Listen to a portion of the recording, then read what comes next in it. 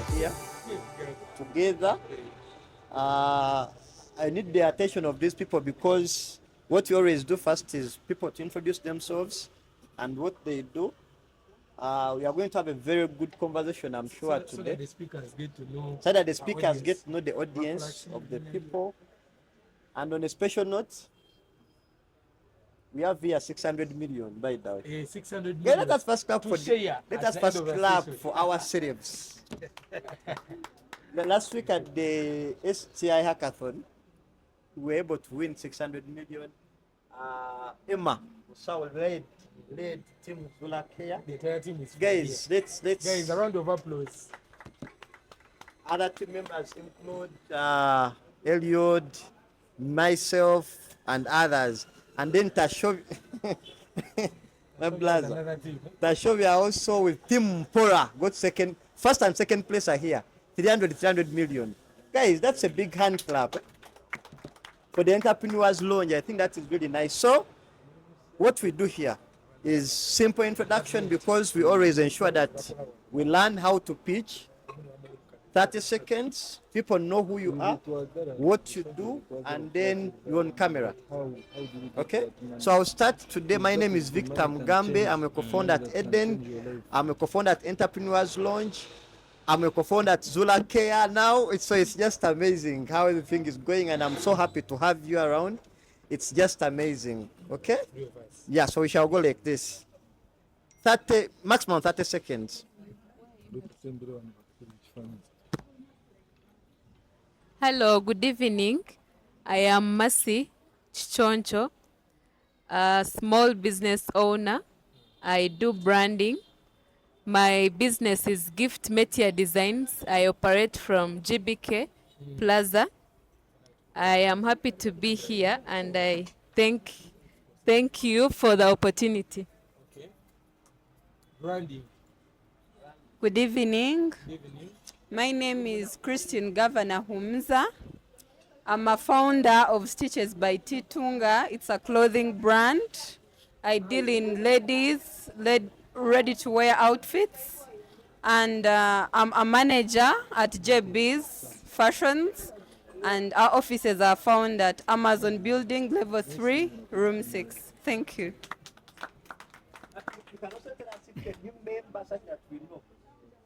Yes, hello everyone.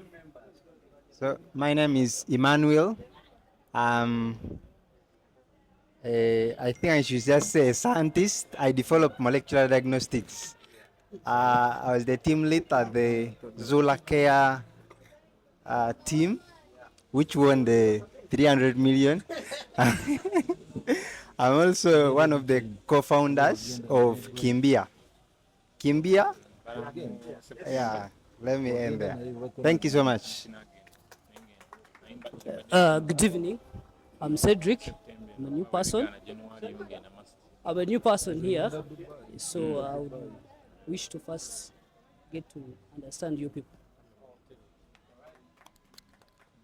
Can be a bit louder. Yeah.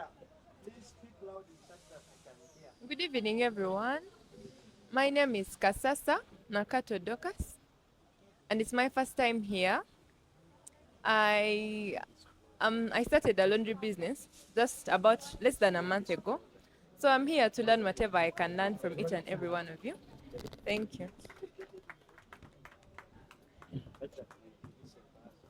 Good evening, entrepreneurs. Yeah, my name is Emily Msimenta. I'm a poultry farmer. I deal in layers basically for eggs. I'm in charge of membership here at the Entrepreneurs Lounge. Thank you.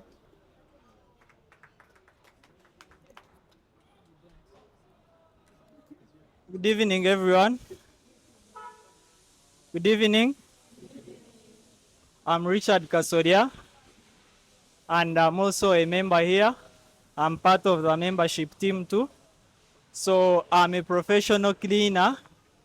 I work with Swift Clean. We offer cleaning and laundry services. We are located in town, Tatitwe.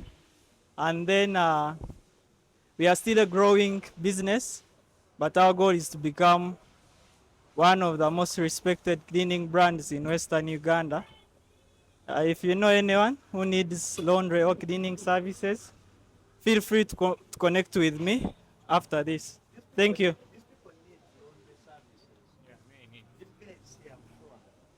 One of the speakers needs.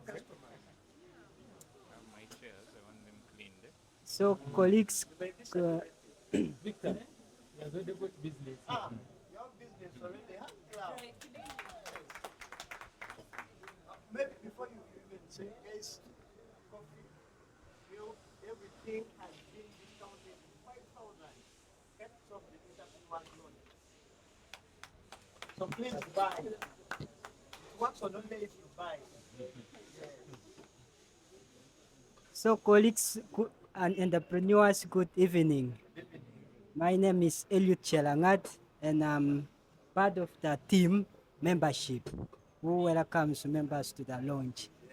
I'm also part of the new Kids on the block. yes, Zula Care.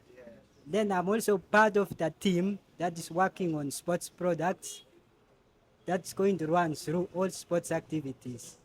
Then, yeah, basically that. You're a pharmaceutical scientist also. I don't know, pharmaceutical scientists always forget that you're pharmaceutical scientists. I'm in poultry, I'm in water. Okay. Qualified persons. I ask to speak when I'm seated. It's okay. My name is Ashoba Gereva, and I work with ICO Interiors. I'm basically here for people who would want to beautify their spaces. Kindly reach out to me, and it's my first time being here with you guys, and it's a pleasure being here. Thank you. So to amplify, it beautifies interior. That is interior design, right? Basically. So guys, for those who have business, I know some people are entering their new houses. Please do the same like Della. Yes. Good evening, everyone. My name is Tashobia Treasure, founder of Orino Company Limited, and this is a business that majorly deals in software development. We develop all kinds of software, ERPs, and everything. We also have some products on market, property management systems, that is any kind of property management that you have generally. Yeah, that is it. Hey, we also have a new kid in the house. It's called Mbarara. It's a system that is attached on cars that manages at limits speeds of public transport, and we are looking forward to cutting down on accidents and also making roads safer. Hello, everyone. My name is Delafric Gracious. I am one of the co-founders of the Entrepreneurs Lounge. Yes. Although my workplace is in Kampala, and that is why I'm always away from here. But I always follow from the social media. I'm also the Secretary General of the Association for Pharmaceutical Scientists of Uganda. So every pharmaceutical scientist in Uganda actually falls under my leadership. I am a co-founder of Dam Herbals, where we make the best use of medicinal plants to come up with therapeutic products or medicines. Thank you so much. Yes, good evening. My name is Brisbane Kajimu, and I'm a pharmaceutical scientist as well. I'm also the Learning and Development Secretary for the same association of Pharmaceutical Scientists of Uganda. The Association for Pharmaceutical Scientists of Uganda. Then I'm a co-founder and CEO for Ako Life Sciences, and I'm also recently a fellow with Africa CDC in vaccine manufacturing. So I also do some consultation now. So in case... Which country? Egypt. I'm in Egypt, yeah. So I'm just here for holiday. I've come to visit this man here. Yes, thank you very much. What about me? We shall see. I have 300 million. You'll be there. Huh? Good evening, everyone. Ronald Sebalamu is my name. and I solve a challenge of unhealthy sugar, first of all. So I fall on the team called Prof by Research, where I'm one of the co-founders of Monk Sugar, Amatugunda sugar, healthy sugar made from Amatugunda. I also have my own innovations. Yeah. Actually, one amazing thing about that sugar, it is 10 times sweeter than normal sugar, yet it doesn't raise blood sugar, implying that it is healthier, safer, and cheaper, because one small bottle that I have is equivalent to 3 kilograms of sugar, the 30 mils bottle. And also, I created an app, and that app is called Mbarara, and its purpose is to link a healthcare worker to a patient easily. I also came up with skincare products. Yes, and the skincare products, first of all, they target hyperpigmentation, and also they do exfoliating and skincare such that everyone can have a healthier, nicer, more beautiful skin. Thank you very much. Once again, welcome to the 20th edition of the Entrepreneurs Launch. Guys, clap for that. It's been a long journey. It's been a journey and a half, full of fun, full of learning, very informative. And with me today, I have very distinct gentlemen in the fashion and design industry, especially in Mbarara. And these are the brands you've been supporting, but maybe you didn't know the people behind them. So I'm sure you're excited to listen from them, their stories, their inspiration, what they have done better and where they have found bottlenecks, and how they have been soaring since the start. So I hope it's going to inspire us all, and we can be able to learn and even translate it into our own ventures as well. So I'm sure all of us would want to know, who do we have? Who are they? What are they doing? And beyond what they do, what else do they do in life? So allow me to introduce one of our today's guests, one close to my left, and then we shall go in that order. So, hold it. He prefers to stand. Yeah. Good evening, everyone. First and foremost, I want to. Have you guys prayed? Pray. Have you guys prayed? You've caught us off I guard. was suggesting we start with a short prayer. Okay. Murunji, you help us and say a 3-minute prayer, and Okay. then we start our session properly. Okay. You can humble yourself and we pray. Okay. Our Lord, loving King of glory, we want to thank you for the gift of life. We want to thank you for your presence. We want to thank you for the gathering. And loving King of glory, we want to thank you for our speakers. Speak through them, loving King of glory. Fill them with your own words, loving Father. Instill in them your spirit. Let your spirit lead, loving King of glory. And may whatever said here be so good to us and to our businesses. And may we have the grace to implement them. In Christ we pray. May the grace of our Lord Jesus Christ and the love of God and the fellowship of the Holy Spirit be with us all, now and forever. Amen. I used to think that my voice comes at the end of the Thank you so much, Murunji, for that short prayer. Once again, I want to welcome everyone here who has come to engage with us, pay a visit to us at what we call the Entrepreneurs Launch podcast. It's my first time. I normally come here, but I didn't know that there was this place called Cafe Kandra. And I'm so delighted for the Cafe Kandra management to host us. Let's first give a round of applause for that. I also want to thank the co-founders or the people behind the Entrepreneurs Launch. I want you guys to give them a very big round of applause. Okay. Yeah, because it is not something easy. Yes. Because I've heard from Emma yes. saying it is their 28th meeting, right? Am I right or wrong? Yeah, 20th. 20th meeting. Yeah. So I want us to clap for that again, once again. Today here, we're standing in front of you. My real names are Mbarara Stanley, though most of you who have happened to come across me know me by the names of Urban Touch. I'm the sole mind behind that name. We are located at Portville Mall, Mbarara, room number C04. And we are dealing in, we are refining the urban industry as regards to fashion, dealing with men and to a smaller extent, a bit of the lady side.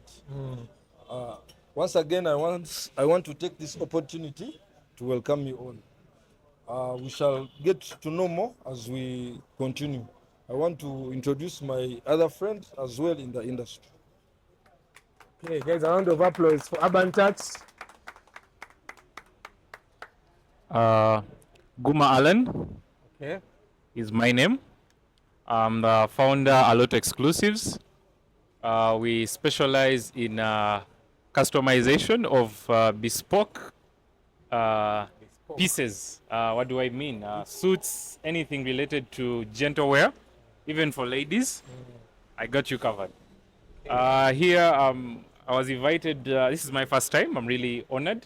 But I've been talking to him. I've always told him I really appreciate what he's doing. You actually and said that you wanted to be a member. Yeah, and I'm going to be a member actually by the time I leave round of here. applause for that. So I'm really honored to be invited.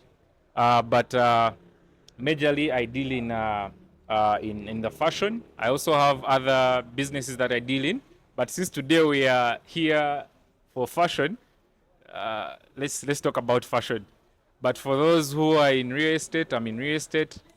I can be your landlord in certain ways. Those who are looking at, let's say, you want, let's say, a large-scale production of items related to fashion, uniforms, I'm also a guy who can hook you up. So I'm really honored to be here, and I would love to thank everyone for coming by. Okay, guys, a round of applause for Alloto Exclusives, as you've heard it.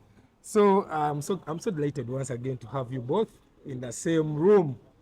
Two big giants in the fashion and design industry, especially in southwestern Uganda, but also Uganda at large. So we understand that Mbarara's business scene is booming. So in one sentence for both of you, why does what you wear to a meeting actually move money in here in Mbarara? Whoever chooses can go first. Why does what you wear move money?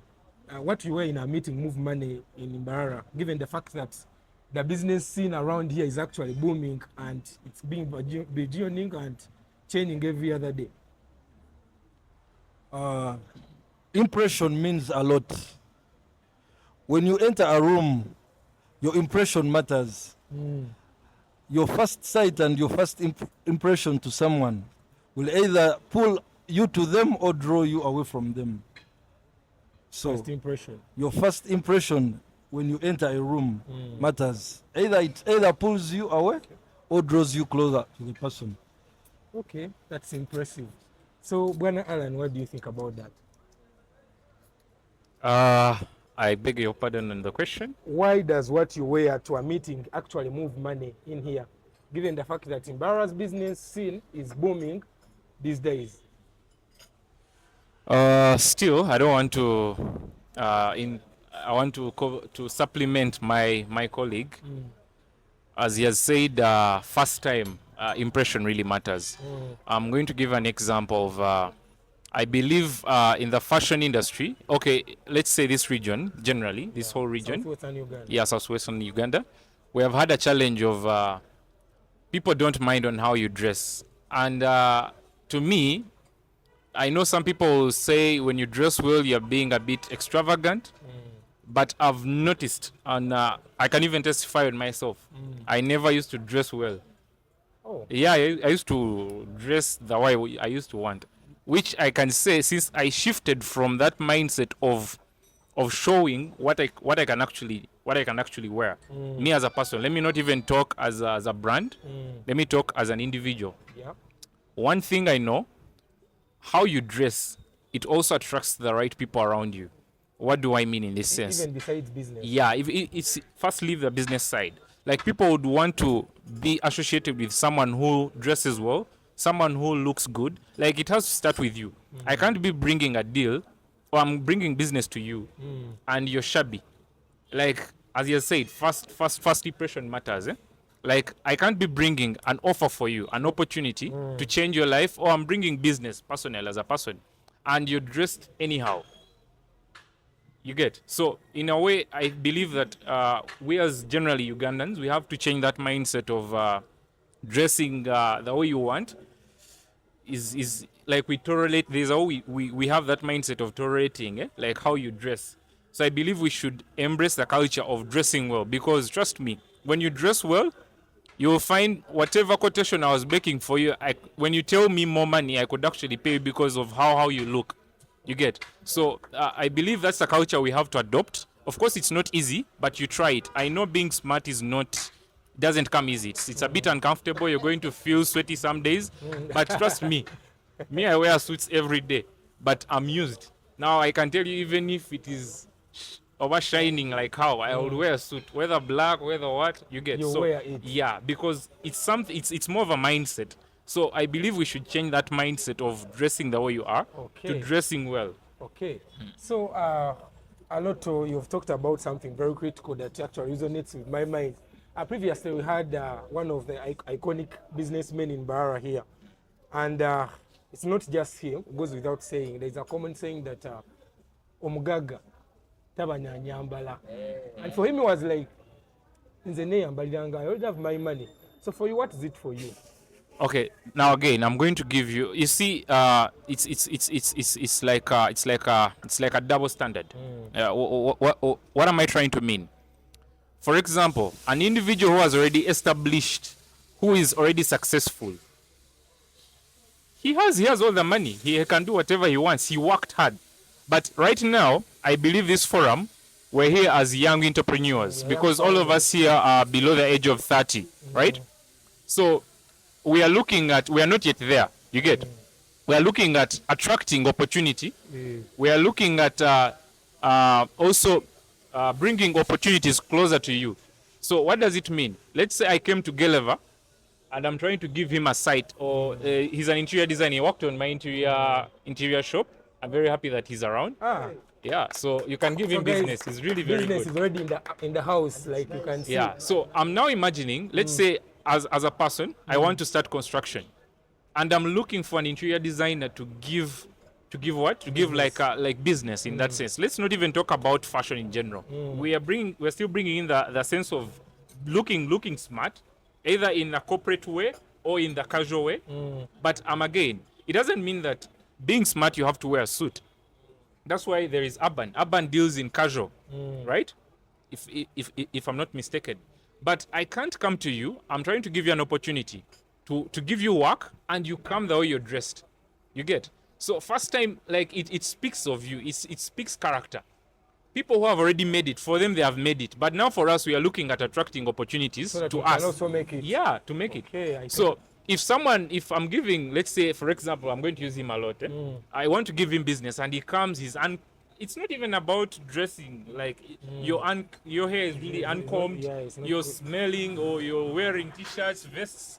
Really, I'm going to, even if you told me and you made a quotation and you're asking for 50 million, I'm going to feel like you're not worth the money. But I'm imagining you came, you're driving your car, or you came, you're dressed you look good, you're Guma star. I'm sorry for using that language, but you're looking good as a person. When someone looks at you, they're like, you dress well, you're looking good, whether casual or gentle. There's a way, when you're giving me a quotation, in my mind, I'm like, this guy is the right person I'm working with, without even giving me a portfolio. Like, it gives that first impression of who you are as a person. Gives the impression of who you are. You know, saying that just before Toucch comes in, I understand you deal in simplicity, elegance, and style. But I've known Urban Touch for, I think, 10 years now, since I came to Mbarara. Yeah, so there is this musician friend of mine called Mickey Mill. He has this saying that goes that you don't look like what you're selling, we know that's cap. And if you don't look like what you sell, tumanyi nti wabulimba oli kufera abantu. So I understand for you deal in your slogan goes simplicity, elegance, and style. Na here there is someone who says omugaga taba na nyambala. What's your take on that? To supplement on my fellow comrade on what Alloto has said, it's like let me relate fashion to the real estate industry. Real estate.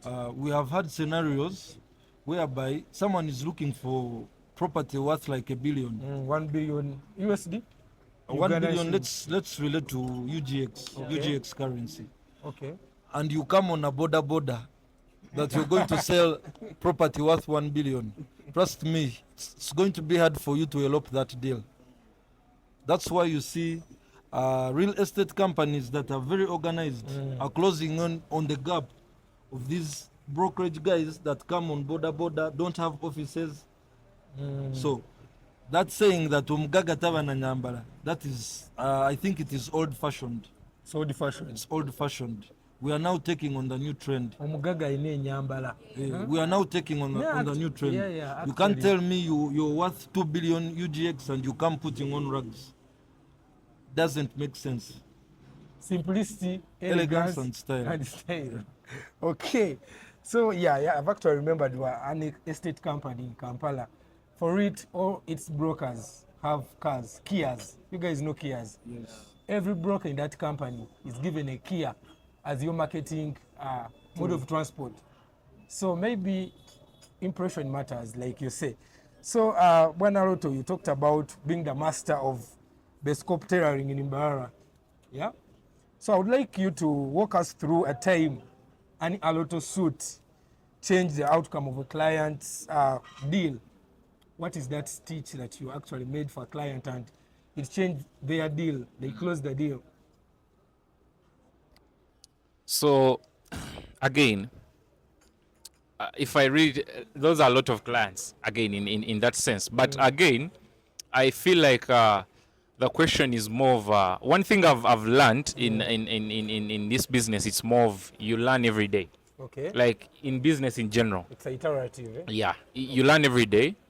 I don't believe we started I don't believe the work we do today is the work we started with. So, what do I mean? You learn every day. When you work on one client, let's say I'm going to again bring back Gereva, my friend. I'm so sorry. Looks like you've worked with him for I've worked with quite a him. long I've time. worked with him. Okay. So, you see these guys in interior, whenever you're working on a site, the challenge is that you learn, they teach you. You get? It's like a lesson, and it's general in everyone here. Everyone who has a business idea or any entrepreneur who is here, like every day you learn, and through learning, I feel like it's when you actually sit down and look at how you've grown from one level to another. Now, to answer again your question on how has bespoke tailoring changed our clients. Now that's my point. Like through the journey that we have walked, through the journey that we have grown to date, and through the journey that we are looking at, it's how you look at testimonies. Clients come back to you and they tell you, bro, like you find like your first client wasn't actually very appreciative with your work.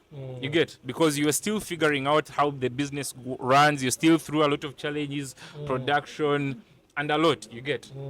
Those were in the business. You understand. And also limited funds. You find you're competing. Remember, you're in a market where you're competing with other competitors.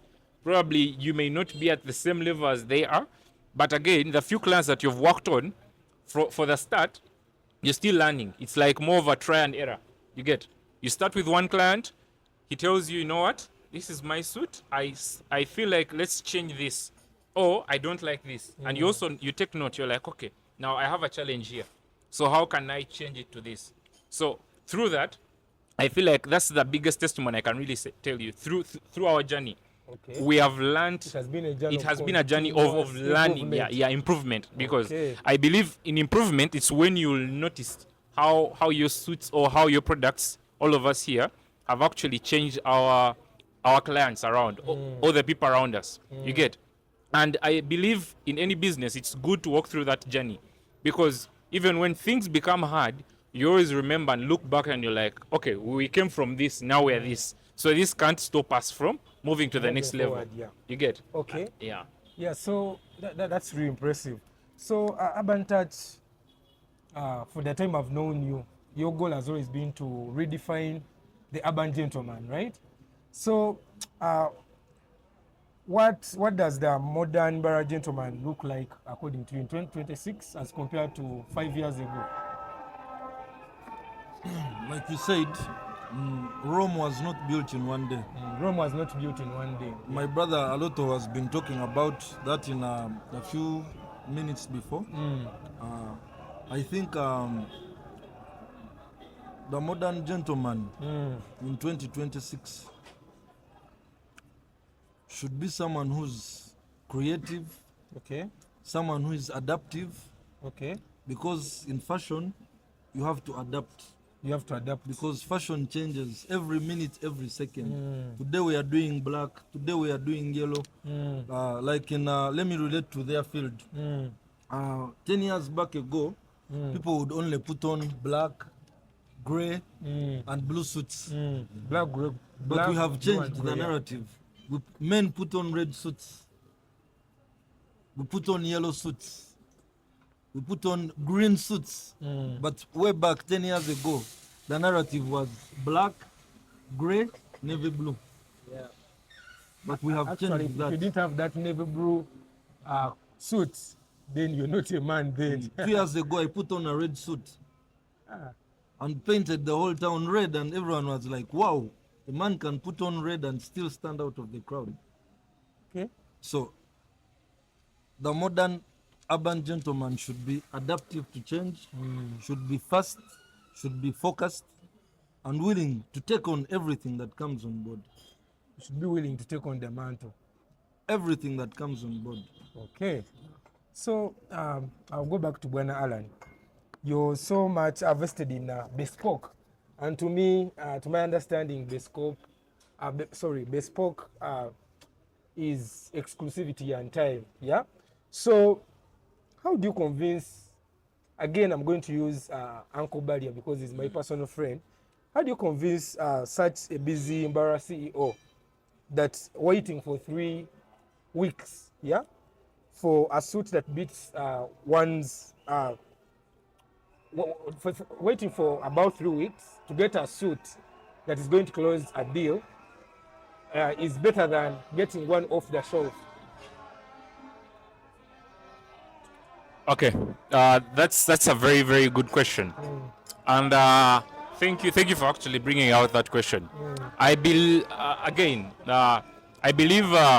you see, now we're in modern times where the people who are a bit, let me say the millennials, because that's the age of Balia and other people, where for them they believe in this thing of we the local. Let me call ourselves the local investors or the young entrepreneurs, especially now. Let me talk about the field of customization. Okay. Whichever. They still believe in, let's say, things that come already made from China or different countries abroad, overseas, are always better than ours. They again, I can say that question is half true, but again also half wrong. Okay. Reason, I believe that, again, it comes back to I've seen people who do wonderful furniture in Uganda, and they use their own hands. And people, now that's where it comes back to you as a person. If I'm engaging in, let's say I want to start a business, I know people believe that suits that come imported are better. So now again, it comes back to me as a person. How can I change that narrative? How can I be better? What can I add in my products? You get? How can I convince a client because I've worked on the millennials, the barrier type, and I've made for them suits, and they actually appreciate. Reason is, again, it comes back to mindset. But again, how do I convince him? If it was me, if I was going to convince Mr. Valia, I would actually look for a person who is very close to him, and I make for him a good suit. And now he goes to him and tells him, by the way, this suit, you get? Because we have designed people like on weddings, people who don't believe in already made suits. And they look at the entourage and they're like, wow. And you come to them and you're like, by the way, I made these suits. And he's like, oh, you give me your number. For example, I'm working with different people like the mayor of the city. You get? He believes in more of a, okay, he does also custom made, but he also believes in already made. But you can work on him and he's like, wow, this is very, very impressive. You get? So that's why I believe that we as Ugandans, we have to change that narrative. Why do we have to support people who are overseas when there are young Ugandans like us here who are trying to change that narrative? You get? So it means at the end of the day, you're fighting against your own country. You get? In some way, it's like you're taking money abroad. You're not giving us money. And I feel like if you're at that level, you've already made it. You're a millennial. You're like, you have the money. You can afford to go to probably JB's and purchase a suit. Why do you have to go to Dubai and buy a suit from Dubai when probably Alloto makes the same suit here? Why don't you come and tell, you know what, Alloto, make for me a suit, and you make for him a suit, and he's like, you know what, let's improve here. You get? Because in the end of the day, you're actually helping the country. What do I mean? I'm going to employ people who are from Uganda. I'm not going to employ people from abroad. You get? It means these people I'm going to change their lifestyle. I'm going to change how their life, because personally, if I'm being supported by my fellow Ugandans, it means I'm actually helping the economy. So at the end of the day, I believe as Ugandans, we still have a long and a big task ahead of us to convince the people who think that we can't do quality work. So again, the task comes back to us. We as young entrepreneurs. How good can we change our products from, they have that narrative, yes, that things that come from abroad or overseas are better. How can we add value into our work so that even if you do it from here, Mbarara, you work on furniture and people are like, yeah, this is actually, how can we make our work unique? So again, the big question comes back to us. So it's not more of us convincing them, it comes back to, because I don't have to come to Bali and convince him that I make good suits. I have to make good suits for him to notice from his fellow peers. You get? So if I made for someone around him, yeah, like his son, and I made for him a good suit, it's going to be very easy for me to tap into a person like Bali and tell him, you know what? Actually make these suits. And you saw your son, he looked smart. So you should give me the opportunity to actually work, work with you. You get? Because at the end of the day, we should fight as Uganda to become an economy. That's what President Museveni is usually telling. Like, we shouldn't send money. I believe that Ugandans, we are so talented. I wish that you'd find these materials that we import from different countries, China, Turkey. I wish we could make them from here. You get? Because I feel like we are more original. You get? More like buy Uganda, build Uganda. Yeah. I believe in that. But again, the work has to go back to us. To influence the quality. Yeah. Like, we have to work on that. Okay, that is really elaborate. So Abantat once again. So for you, your idea of simplicity is more of like in your DNA. Far as I've known you, give us a three-piece clothing kit every entrepreneur in the house should get from Abantat. You've heard them introduce themselves, so give us that unique three-piece kit every entrepreneur in this house should get from you.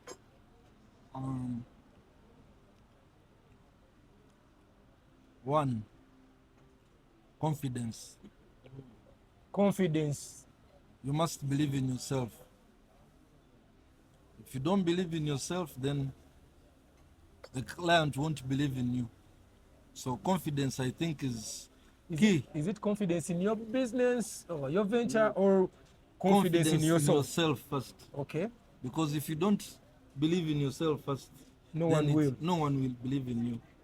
It's going to be hard for you to convince a client to make a sale of like 2M from a client. If you don't believe in yourself, that means the client himself won't believe in you. Then second, consistency. Consistency. I think that's a challenge with very many young entrepreneurs. We get money here and there. Actually, you've had my number for 10 years. Yeah. When I talk about consistency, you know what Yeah, it I know means. what you mean. No days off. No days off. You see, rest, but you don't quit. Today's session flyer, the man posted it like 10 times. His colleagues were posting and then he was resharing, and I'm like, yeah, wow. So I think I know what you mean by consistency. No days off. You rest, but you don't quit. Sometimes it's hard, sometimes it's bitter, sometimes it's sweet, but you don't give up. Rest, you don't rest, but you but rest, don't but quit. you don't quit. At Okay. least he has seen, he shared the flyer on Tuesday, but it has been trending in 30 minutes. It was trending everywhere. In 30 minutes, everyone was I agree. asking. Everyone was asking, hey. So, consistency is key. Consistency. Confidence first. You believe in yourself. Then you're consistent. Then the core, you have to be honest. Entrepreneurship is honesty. You might not deliver 100%, but you have to go that extra mile and have that 9 out of 10. You have to be honest. If you're not honest, then the consistency and the confidence will take you nowhere. So it's more of like a multifaceted approach. It is multifaceted. Okay. Exactly. It's a multifaceted disciplinary approach. Okay. You either be honest, or the consistency, or the confidence will take you nowhere. You either be honest, or the consistency and confidence will take you nowhere. Yeah, Okay. Because if a client gives you 1 million today and they tell you deliver a bespoke suit in 1 week, and the week comes, you're not picking up your phone calls, you're nowhere to be seen, there's no sign of a suit being tailored, you've lost it. Yeah, maybe you've talked about a critical issue, and I remembered most young entrepreneurs and businessmen, bagalanya akafuna. Every time they think of a deal, they don't care about the reputation and building the brand. Business That is the he has honest been selling 50K. I'm talking about. So that means you've lost like 20 clients in the future, because one client will go and say, man, I gave that guy my suit, he disappointed. When you're in the market and the client will be like, I want a suit or I want a shirt from Urban, don't deal with that one. So I think honesty is the core of entrepreneurship, vis-a-vis the confidence bit and the consistency bit. Honesty. Where there is no honesty, there is no transaction. In this modern growing Uganda of ours, because first of all, competition it's very stiff. The market is very, very stiff. So if you're not honest, no one is willing to deal with you. I won't mention names, but at least we've had scenarios. Me and you have had some. We have encountered I'm thinking a about few years it right ago. now, We have had some individuals who have failed to be honest when they have built a big business and the business is growing, but just a few clients have taken them off the shelf. So honesty is a very, very core element within the entrepreneurship sector. Honesty. Okay. Thank you very much, Toucch. And not forgetting to always say a prayer, because A prayer. God is the foundation of everything. You just challenged us here, and in my head, I'm like, God is the foundation of everything. Looks like we have been doing it the wrong way. But Always say a moving prayer forward, first. we are going to really adopt that and then be able to be adaptive, like you say. So, Bwana Alloto, I would like you to make for us a case. Yeah, make for us a case that true exclusivity can't be bought off the shelf.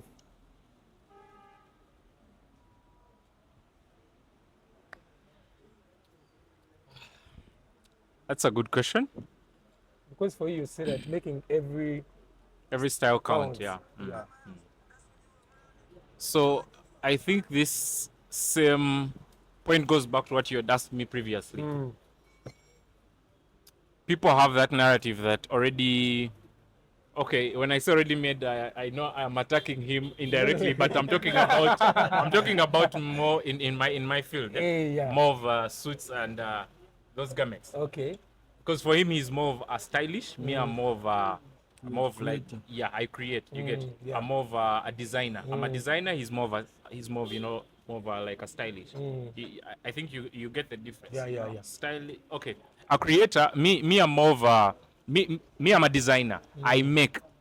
For him, he styles. You get? I might make. Now for him, he might style me. You get? I can make probably 5 suits. He will style me and be like, you know what? This could probably look good with this. And me, I just know how to make. You get that? That's the difference. So most people think when you're designing, you're also stylish. So it's a different. But again, let me come back to what you asked. How do you make your work exclusive? I want you to make the case that exclusivity can't be bought off the shelf. True. So again, I'm going to talk about bespoke. Bespoke means making, like customizing. Bespoke means having an identity. You get? Bespoke category. Me, I'm more of like Urban Touch now. So being exclusive means being unique. You get? Yeah. That's why I call myself Alloto exclusive. Like, what inspired Alloto exclusives? Before we delve deeper. Okay, now again, what inspired me to start Alloto exclusives or to name the brand Alloto exclusives? Okay, me, I have a slogan that I work with. I believe in simplicity. For people who have seen our works, we don't do too much. I believe too little is too much. What's the saying? Too little is what? I've forgotten the slogan. Man of sayings. Too little is. Who knows the word? But less is more. Thank you, Tina. So less is more. You get? I believe in less is more. But again, how do you make your work more unique, more simple? Unique. Yeah, I look at exclusivity more of a functionality. I don't want to come and sell you a suit that you're going to come and wear once and put in your wardrobe. I want you to be proud of your suit. Like, you can wear it. Like, I don't want to come and design you. I make for your suit or we make for your garment and you're going to wear it once and just, you get. I look at, first of all, I look at someone's money. That's the first thing. I value your money. Wherever you've gotten your money from, you should invest. It's like an investment. Okay. You get how you're dressing is also an investment. I want to come and sell and design for you a suit that you would wear once and just keep in your wardrobe. You get? I want you to have that mark, like you're like, of all my suits, I have this suit, I like it. You get? Because it's functional. But again, back to being exclusive, it's more of how unique can we make our products? Back to us as young entrepreneurs. We are in a world where we are competing. We're in a market where we are competing, but competition is not bad. Competition is good. It grows both of you. You learn from each other. If my counterpart is doing something good, how can I learn? Rather than competing, how can I learn? What does it? So that's where now being exclusive comes in. How unique can I create my product in a way that even if we are sharing the same market, I will still have my customers. He will also still have his, and I also steal some. He also steal mine. Yeah, sometimes you can even collaborate. You get. Yeah. You get. So the word exclusive is more of how unique can you produce your work, because we're in a market where we are competing with people who bring already made. You get? We're in a market where we're competing with second hand. You get? So, but now it comes back to being exclusive. How can we make sure that our products, even if we said we started selling made in Uganda, I love the initiative of Made in Uganda, where people are now sending our products that are made in Uganda to different countries. Places like Istanbul, places like China, you get? So, but there is a reason why they're taking it. It means that our products are a bit valuable. You get? Okay. So that's, to me, that's what I look at exclusive as more of competition and more of how unique you can compete with your market around you. Okay. Yeah. how unique you can compete with your market around you. So let me cross over to Urban Touch. Urban Touch. Do you think there is Mbarara style for business? Do you think we have like a style in Mbarara for business that is unique? And or we are just all copying from Kampala or Nairobi? And in case it's there, what exactly is it? And what should we protect out of it? Like I said, Rome was not built in one day.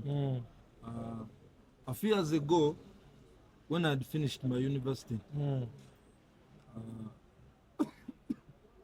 I sat down, I started selling garments in my second year at university. 2013. 2013. Because I'm an alumni of masterclass 2016. Hey, guys, we have an alumnus of MAST. The Faculty of Interdisciplinary Studies. Yeah, I'm an alumni of masterclass 2016. Hey. So I started selling garments in 2013. In my second year, first year. Because selling garments at campus is not such an easy thing. So Rome was not built in one day. The market here is now improving. We are flourishing compared to the 10 years ago. 10 years ago. Yeah, and I think within the 5 to 10 years coming, we shall also be somewhere on the market. Okay. Yeah. Okay. So, Bwana Allan, once again, Alloto exclusives. I'm going to give you a case scenario. Someone gets invited to pitch for a grant at the Ministry of Science, Technology and Innovation. I understand some of our colleagues there just won millions of money that could actually change their lives. Yeah, 600 million Ugandan shillings that is going to change their lives. So someone here gets invited to pitch on such a platform for a grant. What's that Alloto Power uniform that they should actually take on, and why? As I've said, how you present yourself speaks a lot about who you are. And I want you to talk about something beyond what you are going to wear. I understand there is that unique attire that they have to put on to impress the founder. But what goes beyond that they can actually instill in themselves so that they can be able to see the light of the day and garner that grant on such a platform, a government platform? So to me there, to answer your question, it's more of a, back to my point, like first impression matters. First impression. You're in front of, I'm imagining you're in front of a forum, in front of people, probably you're going to have a picture or you're going to give a point in front of a lot of people who are intellectuals, people who understand a lot about what you've applied for, and you've gotten the opportunity among very many people who have applied for that grant, and you just come the way you are. Like, I believe in how you dress speaks a lot about you. We should leave that mentality of our millennials who believe that, you see, the millennials, they were in a world where it wasn't so competitive. We're now in a world where we are competing. You get? We have there's social media everywhere. So how you look really determines. I'm believing, now imagine you're called to that forum and you come dressed in sneakers. Yeah, I have nothing about anything about sneakers, but this is like a one-time opportunity that will change your life. At least give it your all. Go all in. Yeah, go all in. Go to probably urban. Let this stylist really design you. Because when you're in front there and you're speaking, they won't judge you. Now they won't be like, naika tono tumwade seteza a face tolechi. You get next? What next? Like how you dress also it installs trust in like the people that you're collaborating with. I've given an example. Let's say I'm planning on starting a site and I want probably like an interior designer, and you just come the way you are dressed. So how you're dressed, it like, now it means if I was going to overthink about why is this guy dressed the way he is, that will go off. So now we are talking business. You get? So as I've said, first impression really matters. First impression If you're lucky and you get that opportunity, you have to shine. Like, get a designer. We have very many in the market. Get a designer that you feel like would bring out what you want, and work with them, so that at the end of the day, people who are there are not talking about her. Has this guy eaten? Or where does he live? You get? People are talking about, okay, this is someone that we can work with. This is someone that you get. Okay. Yeah. So you've talked about a critical issue, and I think I'll let Urban Touch address it. You know, there is this myth. I don't know if it's a myth, but where I started from Uganda Matters, SS Namgongo. And I believe it's one of the best schools in Uganda. It may not be the very best. It's one of the best. So there is always this myth. It's omusajja tiyetaga katambala. And I understand it also roots into fashion and design and dress code as well. So what is your take on that, Urban Touch? Because I've just remembered there was this UN job opening, and this guy was very, very, very intelligent. The guy was so dressed in a nice suit, just like you are here. So dress code was top notch, but I think he had stage fright. You know, when you're going to a bigger platform. So they were so intelligent, I should say, intelligent. But you know, interviews are like confessions, like Lil Wayne says. The guy was fired a lot of questions. Much as he had the knowledge, started getting sweaty, but he didn't have a hanky to move, like clean himself up. So they told him, young man, do you have a hanky? And unfortunately, he didn't have it. So they chased him out of the room, but it was the brain they needed for that UN job. So what is your take on that, that men don't need hankies? Do you think that's true? What's your take on that? Because if we make a survey here in the house, you may find that only ladies have the hankies. Yeah? Or a big number of gentlemen actually don't have. Maybe, and this is something which has lived on for long. So what's your take on that? Just like you said, I think that's also a critical issue to be analyzed as well. I think men need the hankies. Victor, do you have the hankies? I think the men need the hankies. It depends. Yeah, exactly like he said. It is I think it is a case scenario to be. If I have flu, I have to move with it. No, you don't have to have flu to move with the hanky, do you? I think it is a case scenario. But to sum it up all, I think men need the hankies. They need the hankies. Yes. Not just when you have flu. Yeah. Because in such a scenario, yeah, you do have in such a scenario, I don't have you lose out on such a big job just because you're shaky, you're frightened. The hanky would help to make you calm down, make you get back in your position, and be able to critically analyze and assess the current situation you're going through. So but to even sum it up all, I think men need the hankies. Men need the hankies. What do you say, Alloto? Okay, to me, the question is good, but one thing I've picked through the question is more of men. We have a tendency of, we don't care on how we dress. You get? That's like a general thing. I know generally men, we are a bit different from ladies. Victor is feeling attacked. Okay. But okay, my point is, I've when you brought out that scenario, I was looking at three things. I was looking at the fact that the guy was dressed well, but he still got, it's called stage fright. Yeah, stage fright. And again, the guy was, when he brought in the point of a hanky, I was also looking at, but giving it, like a bigger picture. Men, we don't care about how we look. You get? We wake up in the morning, we don't look into the mirror. That's a general thing, all of us. Me, I rarely look. But now I've developed the habit of looking myself in the mirror. But you get? In the mirror, yeah. Guys, how many of you look in the mirrors? Men. Why are you gay? Why are you gay? What do you mean you're looking in the mirror? As a man, why are you looking in the mirror? Why are you looking in the mirror? Why do you have the mirror in the first place? So anyway, I believe we should, again, it starts with you as a person. We have to adapt the culture of of knowing we are now in modern days. How you look determines on probably the people you're going to work with and how many opportunities you're going to get around you. Yeah, also I believe also ladies would go for a man who dresses well. Dresses like me that. No.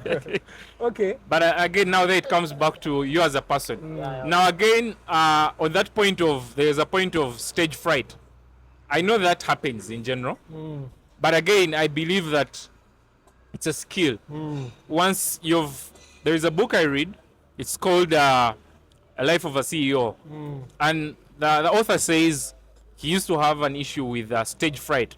But for the first time it happened. It's called Life of a CEO. Yeah, Life of a CEO. Yeah, so the guy got stage fright the first time. But as you continue to read the book, he's now speaking with people like Donald Trump, people like Elon Musk, and they are all paying attention on how he's speaking. So it's more of an investment. If you know that you have an issue, you have an issue of stage fright, you have to work on it. That means you have to join certain spaces where you're going to be given different platforms, and it's more of a skill you learn. Okay, over time. Yeah, over time. But my point there was more of men. We don't care on how we look. Though the handkerchief was more of like a small detail. So we should invest in how we look, so because the world today that we are in, we are competing. May I look at, we're in a world where we are competing. So at least you have to make sure that your competitor, ye wabanga tayambala bulungi, weyambala bulungi. You get? Yeah, like I'm imagining, I'm working with an interior designer. One has come, he's shabby, another one looks, he dresses. I'm going to go with a person who's dressed well. You get? So it adds value on you as a person. To supplement on what Alloto Exclusives has said,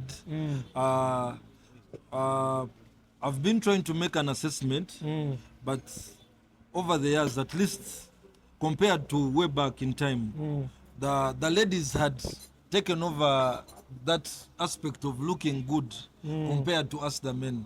But I'm really humbled and appreciative. The men nowadays are really doing some good work to take care of themselves. Okay. I can assess depending on how we are performing compared to the past 5 years. The men now are doing what it takes to look good. So kudos and a round of applause to us the men.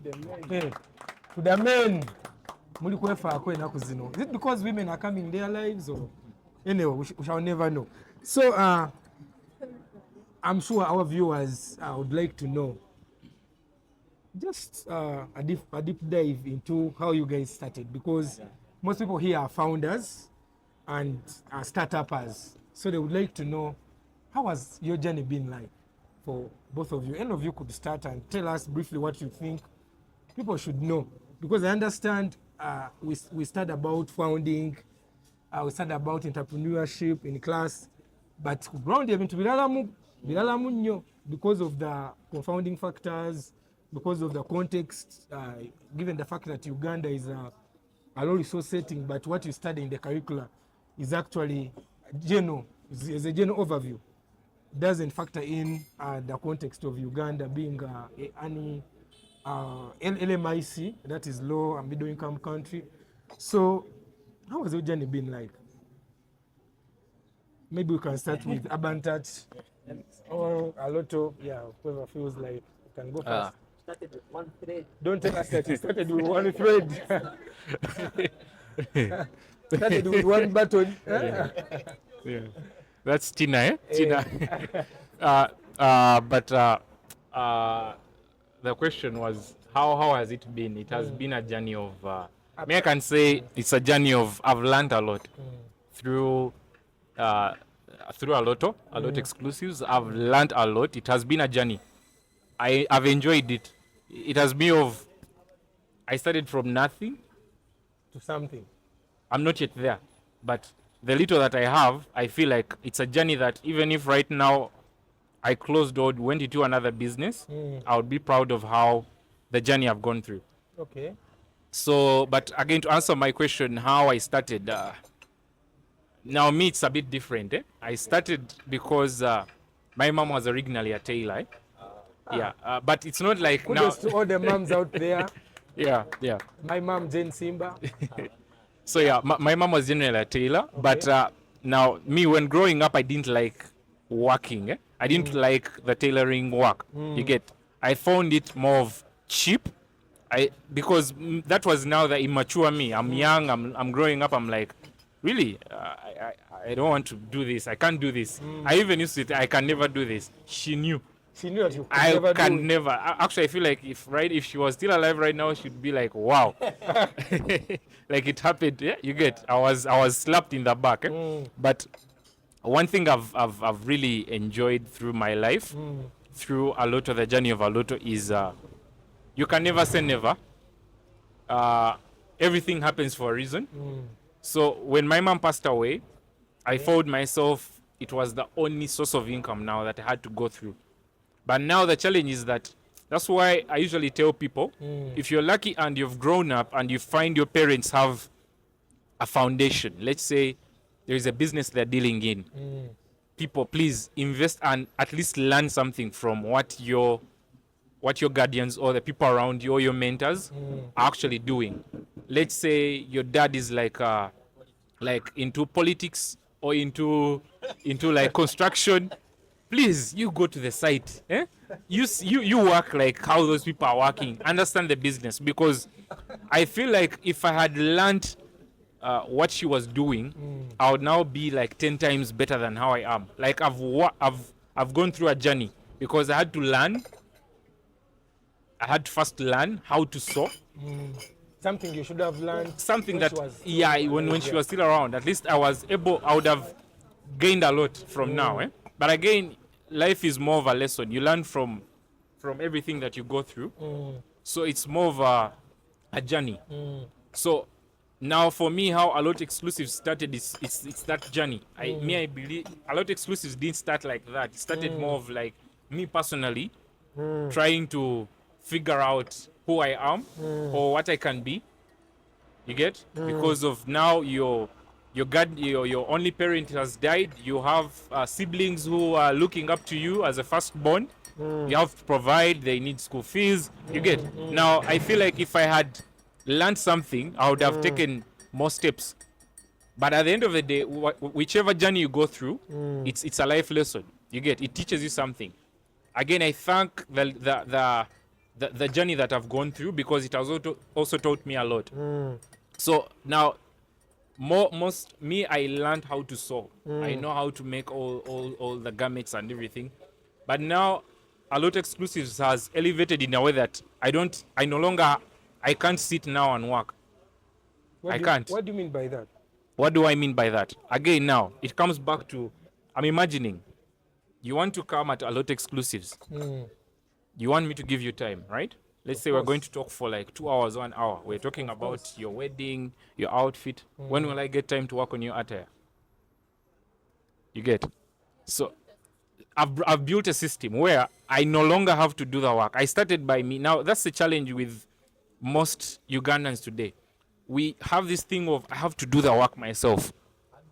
So maybe before you go there, you see there are two predicaments around there. One is some people have a feeling that if I train someone to be like me, they are going to take over what I do, or they are actually going to leave and try to replicate what I'm actually trying to do. Then the other thing is that some people, especially for something that is going to impact their lives, like a suit that I'm going to put on, I would like to have it made by Alloto, by Allan himself. So how do you go about that? I understand you've built a team, maybe which exactly can replicate what you do. But like I said, maybe you say those are the millennials. They have that thing that I'm a guest gang if I go. Yeah? So how do you go about that? One thing I've learned through this business is more of you should never be selfish about the knowledge that you get. Because now my story was someone taught me for free. You learned for free. In our line of work, no one teaches you for free. Someone needs something, because at the end of the day, he has rent to pay. He's a human being. He has needs. He has to provide for the family. He doesn't have time for you You're going to come and you're probably, I've given you work, I'm working on a client's attire, and accidentally, because you're learning, you burn it. Means it's going to make a loss. Yeah, you true. get, it's very hard for us to work with students. Those are challenges that we go through. By the end of the day, one thing I've learned, if in life, if you keep saying that knowledge that I have, I'll keep it to myself. At the end of the day, you're the one losing out. Guys, have you heard that? You get, like, If you you should don't train transfer people. knowledge, you're the one losing out. Yeah. And by the way, what shows that you've grown is where you look back and you look, and let's say you're walking around and people come and say, hello, how are you, sir? How are you, master? Thank you so much. I am what I am because of you. It's all about how many people you've mentored. Yeah. Because again, at the end of the day, the market is wide. Right now, that would be a lie if I lie to myself that I'm going to give everyone here suits. No. You get, even if right now I came and convinced each one of you that I'm going to make for you, oh, you should come and support me. The truth is, not all of you are going to buy from me. The reason is the market is wide. Okay. The market is wide. And a lot of untapped potential. yeah. And now, again, back to my point of a person, we still have that mentality of me working on your work. Yeah. But again, I believe entrepreneurship is more of where you look back and you design a system. A system designs a legacy. Like, someone will always know, even if your grandkids come, they always know Alloto exclusives or a certain company, because the person who was there wasn't selfish enough to be the one driving trucks, the one, supplying everything. Because when you build a team around you, you actually flourish. You get bigger. I'm imagining I get clients who give me deals and they probably need like, let's say 100 suits. I can't work on 100 suits. You get, I'm imagining, now let me give you this scenario of, you come, I come right now, you want a suit from me, or you want a garment from me, and the reason why these tailors, they disappoint clients. Okay, there's this thing of tailors, people don't trust us because they take a lot of time. Yeah, they know that we have that thing of, they are like carpenters. yeah, you have to start. But now, that's the thing. We as a brand, we are changing that narrative. I can tell you, I've never, there is no client who has ever come to my shop and their attires are not ready. Never. Because first I know the reason is they put the thing on the tailoring machine when they see you moving in. You get, yeah. You get. And the reason is I learned from someone who told me. I saw that was his biggest mistake. A client used to come and he's demanding for things of last Christmas. And they actually and now we're holding doing him for like another this. Christmas. I said they used to hold him like this. You get. You get. But I noticed that was his challenge. And then the other challenge was more of there's this thing of he has to make the attires. Yeah, I know it is good. It is creative. I'm making on the attires. But why can't you train someone? Why can't you mentor someone to do what you want? Like like someone to help you. You get. And it is actually a process. You have to break that chain to gradually adapt that. Because I've told you I have to work on a client. Right now I have guys who are working. Right now I can call them and say, stop this, we are working on this. Because I've mentored them in a way that you have made a system. We have made a system where that's why we don't have those delays. If someone comes in and they need their suit, I can say today I have orders. There's this order, it's probably for next month. I can chip in your order and work on it like tomorrow. And I've gotten clients where they come today and they get their suits tomorrow. But it's because we designed the system, and we have to break that chain of tailors, or us as designers. We are the people who delay. We are the people who eat people's money. You get. We should change that. Okay. And carpenters. Okay, people who do. Thank you very much. You reminded me of when I was still 8. I took this. I started in primary school, UPE. Yeah, so. We used to wear these pandes. You know pandes? So you take your pande to the tailor and the tailor will take a whole year. So, I think cloth. You buy your cloth, which has the color of the school, because the school wasn't providing the uniform. So you talk to the tailor and then the guy takes a whole year. So by the time he thought of making a uniform for me, the school had already changed the uniform. So you can imagine. Yeah, so anyway, so that was really a good explanation of your journey and how you've been able to iterate and change and build it and actually build a team. because even for us here, some people here look for funding from grants, but like you know, funders fund teams and not ideas, because Victor here always says ideas are cheap, execution is everything, but who executes? The team definitely. So Urban Touch, how has your journey been like? Before I talk about my journey, I want to first ask you guys to give Alloto his flowers. Yeah. Guys, give him Alloto his flowers. a handshake, maybe a handshake, maybe a hand clap. I will give him a handshake. for the message he has really portrayed to us. It's a very, very good message. I must say I appreciate his message. Okay. My journey has been quite an interesting journey, I must say.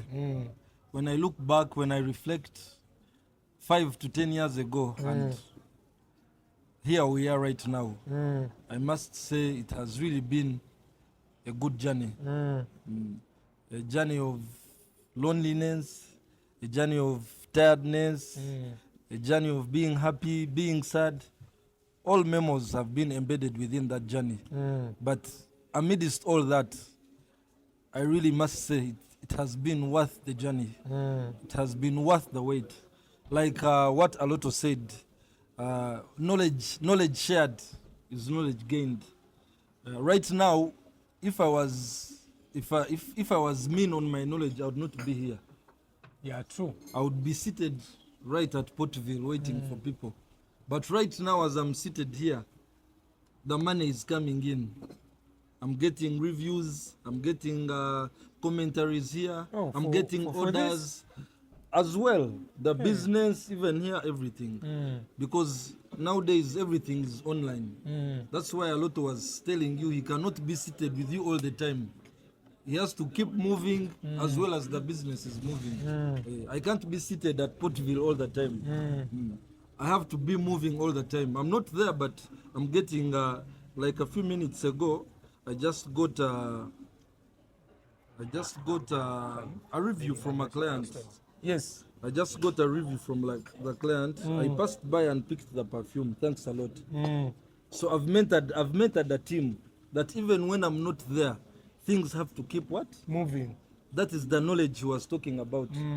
If you say that my knowledge is my knowledge, that means Alloto will not move from his workstation to here. That means he will be grounded there all the time. So knowledge shared is knowledge gained. And like he said, the market is so wide. We can all win in the market. We can all win in the market. I always tell guys, collaboration is better than competition. Yeah. We can all win in the market. The market is very, very, very collaboration big. is better than competition. Competition. We can all win. The market is very, very big. So it has been really an amazing journey. Okay. Way back 5 years and today, we really are grateful.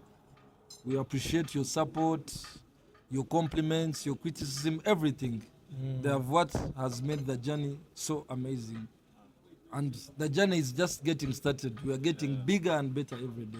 Okay. That's what I can say. Okay. Thank you very much, Urban Touch and Allan. Yeah, so before you go to the house, I know you have burning questions. I have one more question for them. So I understand some of our audience are students, yeah?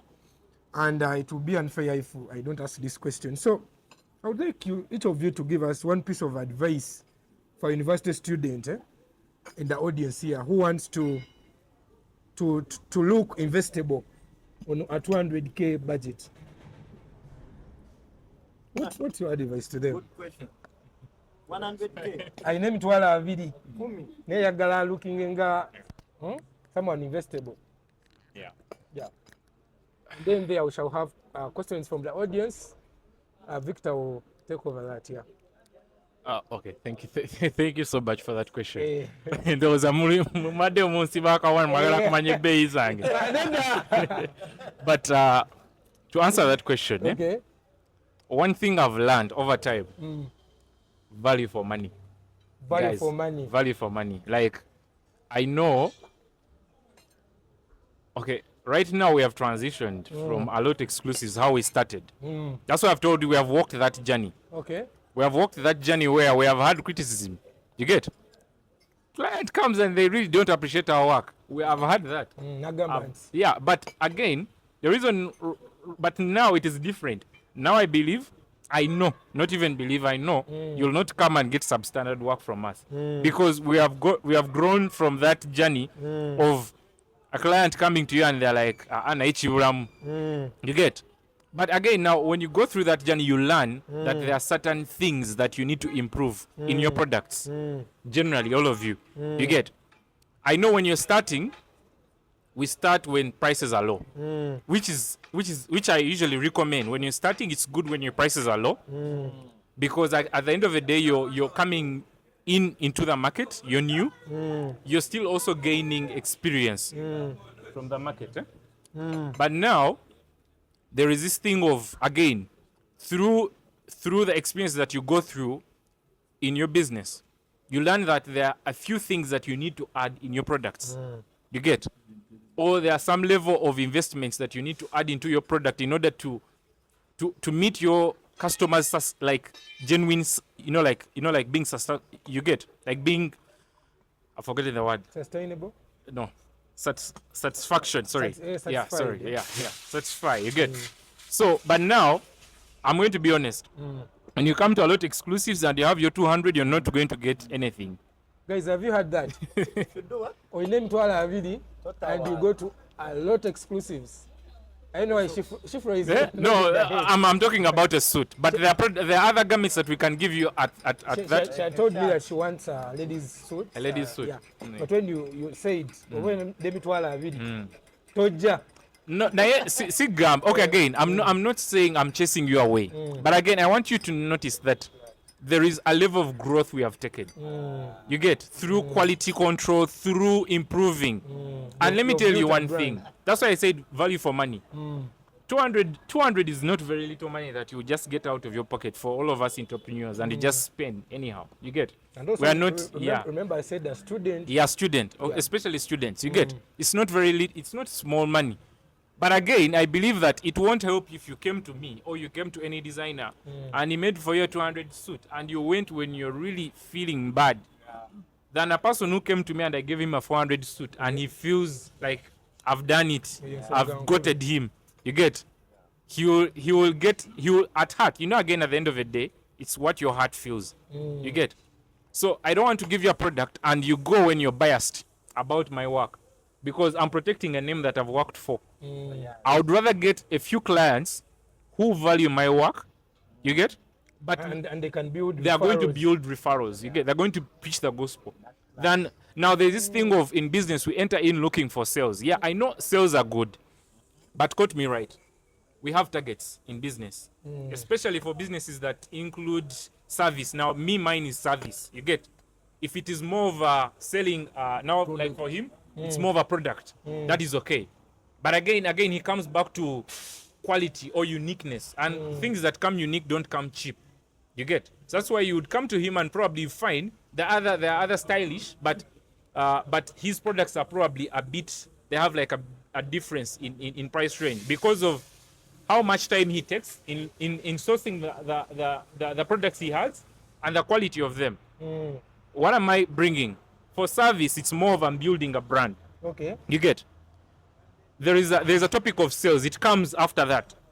But again, I'm not going to look for sales to lose the little that I have. I'm not going to rush and sell. I don't sell clients 200. Don't even come if you have 300, because I'm not going to give you a suit. You get? Because I'm honest. I'm honest. Reason, I've transitioned from. I've learned. I did those suits. I did suits for 200, but clients would never appreciate because of. I'm putting in too much effort. It doesn't satisfy them. And because of, and that's what I've said.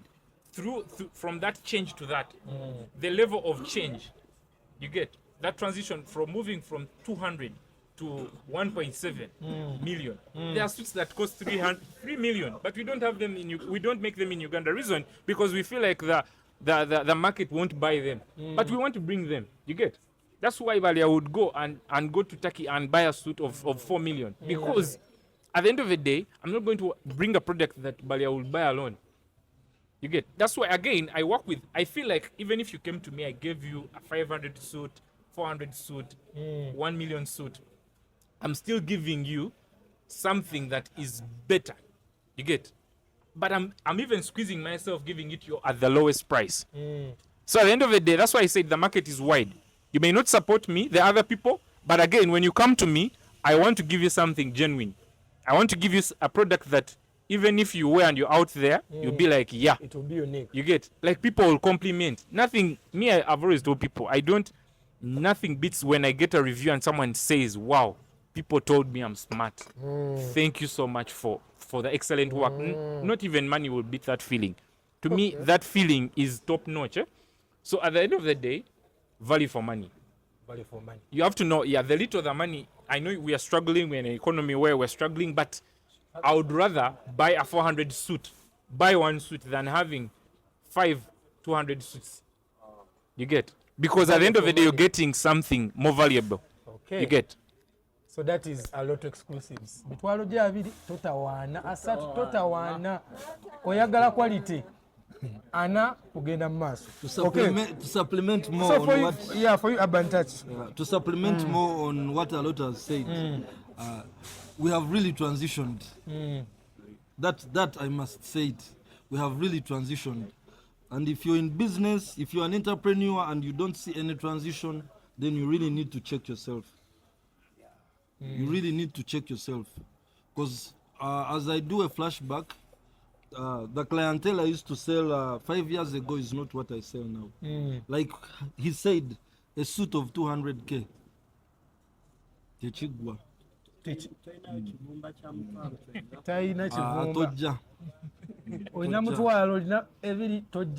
have really transitioned. I sell a few clients and I'm good to go. The few bring other more, rather than selling 50 and I don't get others. And for me, I remember the first time that was then when you were still building the brand. You've always had it at the back of your mind. I came to buy a shoe, I think it was a McQueen, and you didn't have it in stock, but you convinced me to buy an Adidas Samba. Actually, I'm even wearing it today. 5 years down, I'm still having it because it's quality. So there is something that I've noted with you guys, because I bought a suit from you, I bought a couple of things from you that I don't normally see in Mbarara. You enter a shop and they just look at you. For example, like I'm telling you, I wanted an Alexander McQueen, but you made me buy an Adidas Samba. You kind of understood the kind of fashion I wanted, and you convinced me to buy something more classy, but within my price range. So how do you guys make it better? Because in Mbarara here, any shop, whether it's fashion, whether it's for groceries, bajja kutulungi. So muchikola mutya? To talk on that, like previously on what Alloto said, transition is a very, very big part within the entrepreneurship process. Now, like you said, you came wanting something else and I gave you something else. That is also part of the transition bit. In that right now, if a client came and wanted something, I have the capacity to convince them and put them on another channel and make sure they go with what I say. That really shows there is a transition. There is a growth chart within the business. Okay. So that was the consistency I was talking about 5 years ago.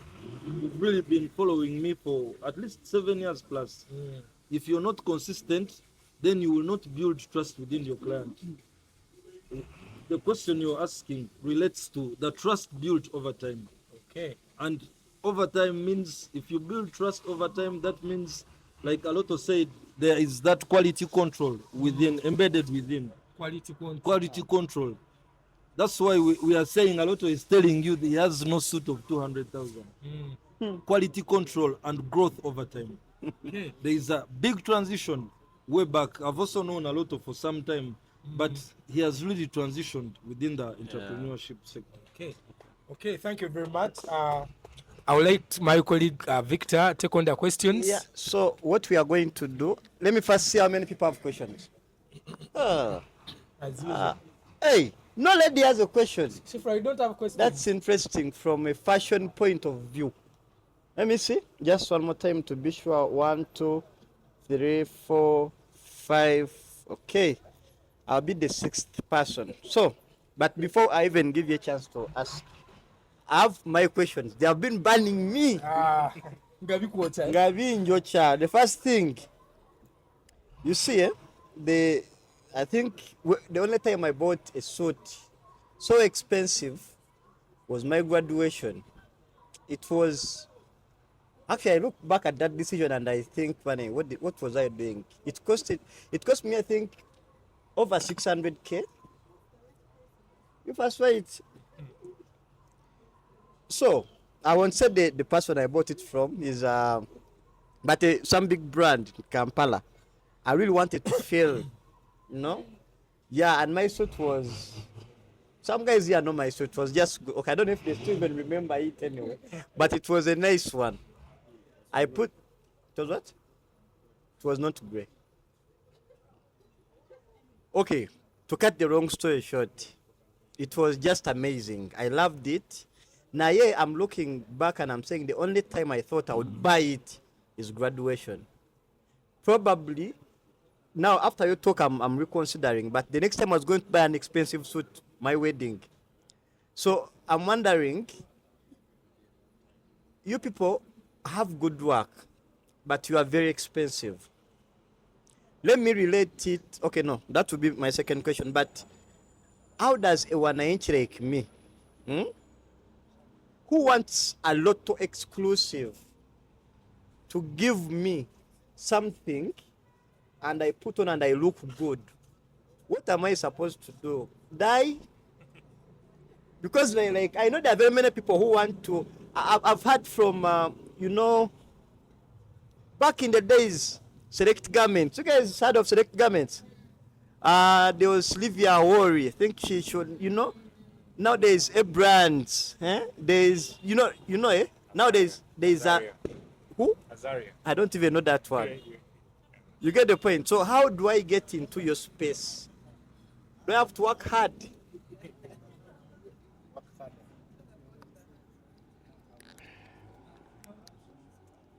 This is a very good question. I get a lot of questions like that. Now again, as I've told you,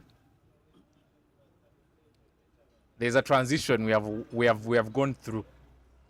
I want you people to understand that at the end of the day, the market is wide. You get? No, do not quote me. Yeah. The market is wide. That's the reason why I tell you guys. I look for the other part of the market. That's what you're not saying. again. I'm coming back. The market is wide, guys.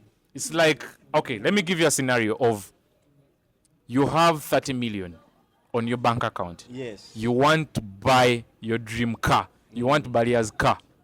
A Land Cruiser. Or you want this Hilux, or Ford. But the truth is you have 30 million on your account and you have nowhere you can raise money to pay a 100 and plus car.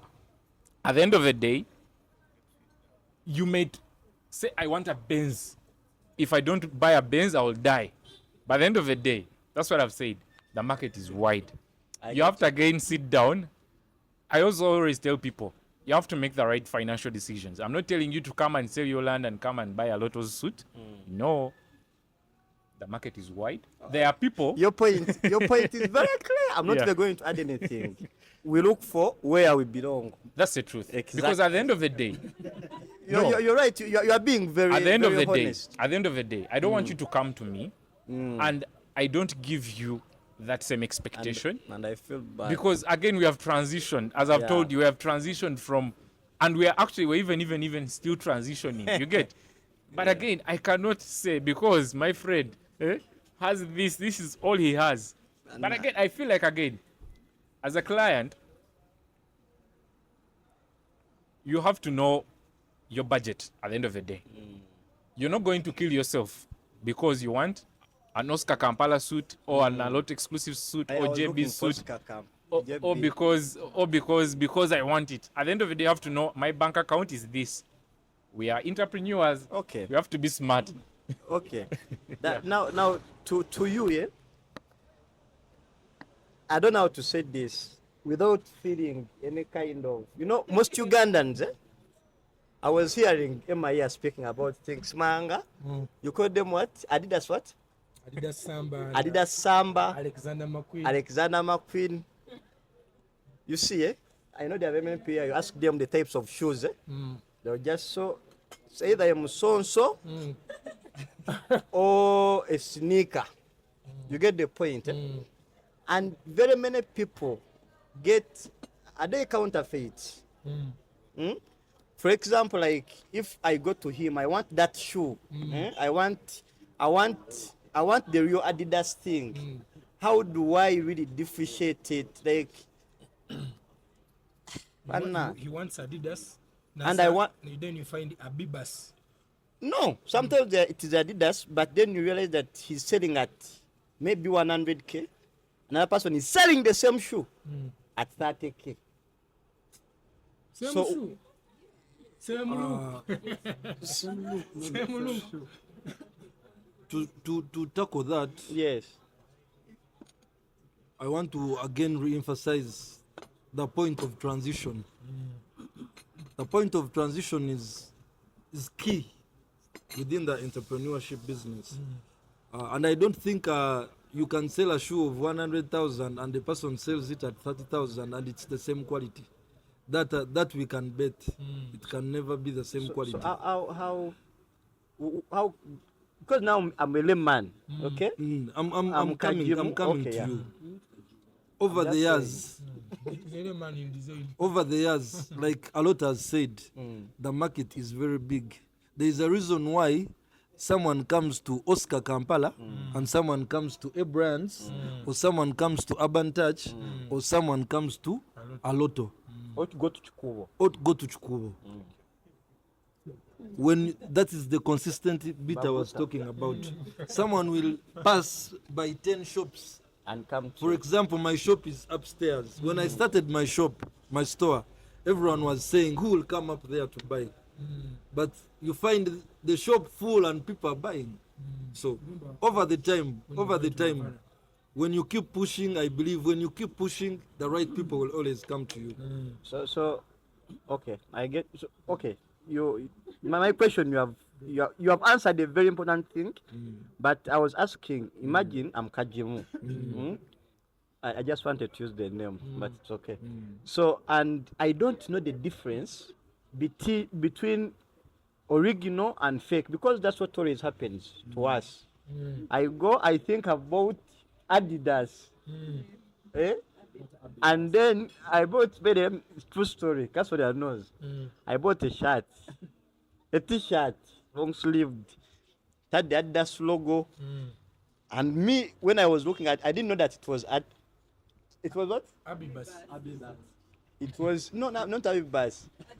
Adidas, something like that. It was until after some time when someone told me, you guys, you look properly. After wearing. Yeah, but sometimes that is not even there. It's the difference in the quality.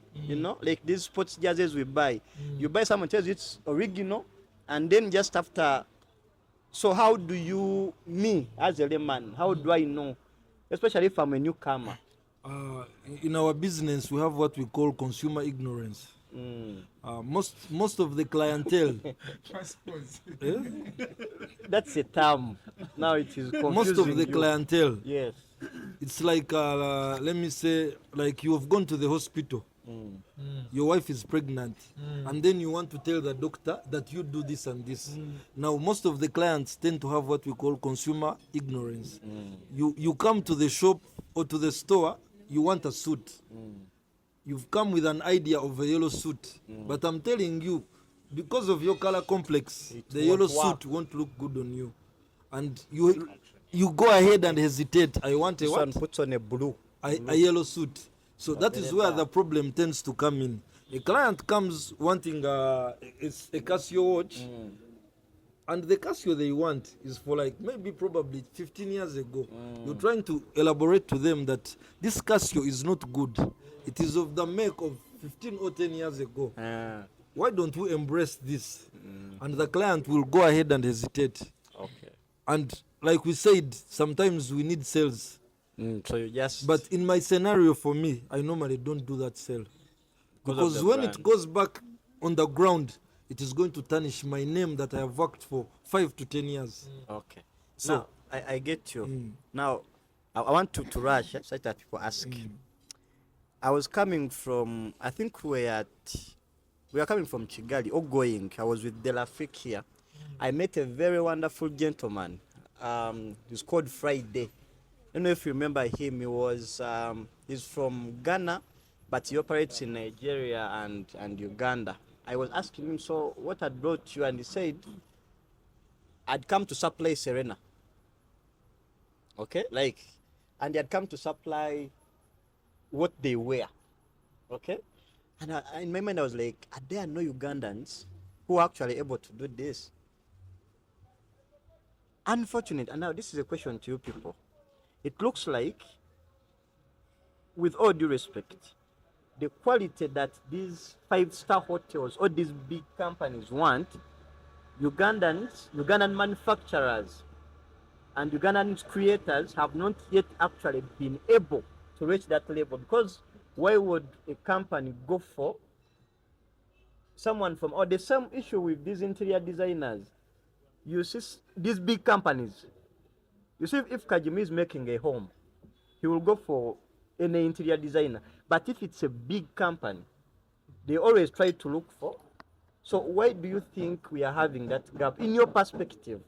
And how do you think we can be able to close it? In my perspective, that will relate on our economies. For example, like the economy of Uganda, it's a third world country. Okay. And we are still developing. It's the reason why majority of those big contracts are awarded to bigger firms than us. Majority, way back over the years, as we have come transitioning, we have seen most of the companies doing unprofessional work, corruption. Yes. Corruption. Everything here is totally still on the beam. People want to eat a lot and produce small, and that's not how it's supposed to be. For example, like in your case scenario, that is why you're seeing a big 5-star hotel like Serena is hiring someone from Nigeria to do the work which we are supposed to do in the first case. Uganda being a third developed country, we are still having those issues, but I think over time such issues as we transition will be solved accordingly. Okay. Secondly, we are still having the issue of quality control. Juicy.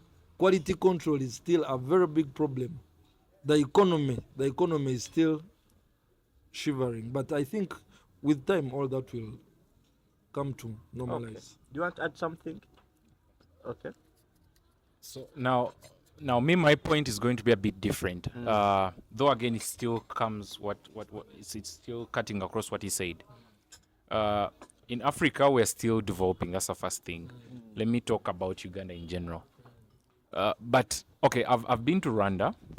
Rwanda, the fashion industry is a bit different. What I loved about Rwanda is the government supports us, the local investors, because I see us as local investors. These companies, these big companies won't trust us if we don't do large scale. Yes. But now again, it comes back to the government favoring us. You see in Rwanda what happens, how the government operates. If you're fully registered, you're registered as a brand, you have the whole, they ask for requirements. Let's say I went to, let's say Turkey, I imported my materials. I'm not going to pay any single penny on URA. They'll just enter everything into the system, whether I'm bringing whatever equipments. Now, for them, what they want, I will make my products. They only cut their tax on after client pays. You see now, now this thing still affects us in general. It's now again like a government issue, like a more of a centralized system. We don't have a system that supports us. At the end of the day, I am a local investor. I'm investing my money. I've worked hard for my money. There are a lot of machines when you go abroad. A lot of machines that do a lot. Yeah. But you find me as Alan, I can't afford to bring them, because when I reach at the border, when they're in the bond, they will ask for a lot of money. Now that's where now the government needs to intervene in and support the local investors. If you've noticed, the government supports foreign investors than us. There are investors who are doing wonders and miracles. Yeah. You get, they're starting companies. But you find the government is some officials in the government are trying to fight, you get, to eat something from you. And you remember, you're the local investor, you probably even have a loan in the bank. You're trying to set up like a factory, or like, let's say me as Alloto Exclusives, probably I'm like, you know what, I'm going to start like large scale, like probably, let's say making in large scale and probably importing to different countries. And probably I decide to invest and bring in the machines. But you find the criteria of me getting to that level is hard. Eh? Everyone wants to eat something. Eh? So in brief, government yet yambe. No, again, I'm not because again the government won't come and give you something free. But it can. But I believe the government should intervene and also create initiatives that support us, because we are the entrepreneurs, we are the local investors at the end of the day. But I see they support more of the foreign investors than us. You get? You find a Chinese will come, they give him free land, they even give him like 10 years tax free. He will go when 10 years erupts, he will change the company into another name, and someone will come in, and then you will hear some shege. You get? And remember, he's coming into the market, and he's actually selling the same products as you, and he's even making them even more cheaper. You're competing with such a person. Of course, you're not going to outcompete at the end of the day. So I believe the government should also intervene for us local investors. You get? Because we are the entrepreneur. This is an entrepreneurial launch. Yes. You get? We are the future. Guys, that the government knows that we need. Again, let me talk about the other point you talked about of why a certain shoe would be okay. Let me give you a scenario where you go to him, he has a certain shoe, and you go to another place, it's the same exact shoe. Let me even say that, and you find it different. Yeah. The prices are different. We are all let me talk as general. We are all entrepreneurs, right? Yes. There is a guy who I saw who is dealing in cleaning. Yes. Clean. Yeah, cleaning. I don't know the brand. I didn't get that. Yeah, soft cleaning. Swift. Clean. Okay, let me give you an example of Swift Clean. Probably he started with a hand brush. He started with a hand brush and probably water to clean. Yes. But now he's going to transition to where he's going to buy equipments. That means he's investing. Yeah. And now, if you're not busy, we have all done business, really. Yeah. You know, whenever I invest, I have to add a certain price in order to recover. Because if you keep buying, you'll find yourself in losses. That's why people do not transition. You get? If he, let's say, goes and purchases certain equipments that make the quality better on how he probably scrubs, let's say, pavers or let's say furniture, clothes, you get, all dry cleaning. He has purchased using his what? So I don't expect, let's think logically. I don't expect that when I'm coming to him, even if there is another competitor, for him he's using a brush, they'll have the same price. Please, people, let us put it again in perspective. Reason, there are people who probably pay higher rent. Yes. You get? If I'm in a higher, let's say I'm in a building, I pay higher rent. The other person is in a building, he pays lower rent. His products are going to be cheaper, even if, let's say, the products are of the same quality. Yeah. We are all entrepreneurs, we know that. So let's also, but again, I'm not saying him to actually, he should also find ways of improving his quality. You get? That's why the other guy is going to invest and buy more equipments to make his work better.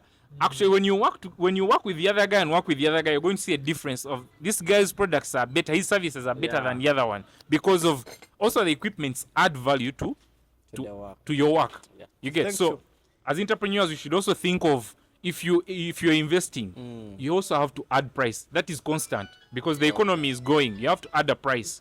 At the end of the day, you have to recover what you're putting in. Yeah. All right. Thank you. So at the end, you'll answer this question on why, because most people here are scientists. At least they have their scientific background, and scientists with fashion, banange. it's very hard to say a scientist. There are few of us who understand a little bit of the fashion. So as we go to the next question, hey, this Kawan, one eye, Emma, allow me. I don't know if it's only me, but do you guys realize, okay, I don't know how to say it I'm the one who edit this thing, so let me say it the way I say it. This industry has a lot of gay people. The fashion industry. I don't know. You agree? Eh? It's alleged. Okay. Okay. You don't have to answer that currently. You will answer it after. So we are going to go like this. Go like this. Like this. Yeah. Banai, I was the only one who was allowed to ask 3 questions. All of you have one question and a maximum of 30 seconds. We are running out of time. Yes, thank you. So mine, I'll just give a compliment and a question. So the question is, you're talking about funding and how government can help boost the industry. But I understand, like in Kenya, I don't know if I've been trying to follow somehow. Kenya is doing very good when it comes to fashion, because especially the art and craft, because yes, what I'm trying to say is, he talked about funding for the industry, and I'm asking if they have tried to explore avenues like what government has put in place. I know Delafric might expect me to say PDM, but I'm talking about the Uganda Development Bank. Yeah, the UDB. What would it take for you to explore such avenues? You talked about things like equipment that you might need to use within your entrepreneurship. So I wanted to understand, what does it take for you to explore such avenues? Then the second one was a compliment. Yeah. I just wanted to thank you for being very honest, because most people, when you ask how did you start, they say I started with one thread or One spoon. one needle, those things. So basically that. Thank you very much. So we are going to take two questions and then you answer. Okay? Not one at a time. Not one at a time. No, let us please remember the two such that Okay, thank you so much. I thought I would be the last person because mine is more of a compliment. it's a compliment. Yeah, let the questions.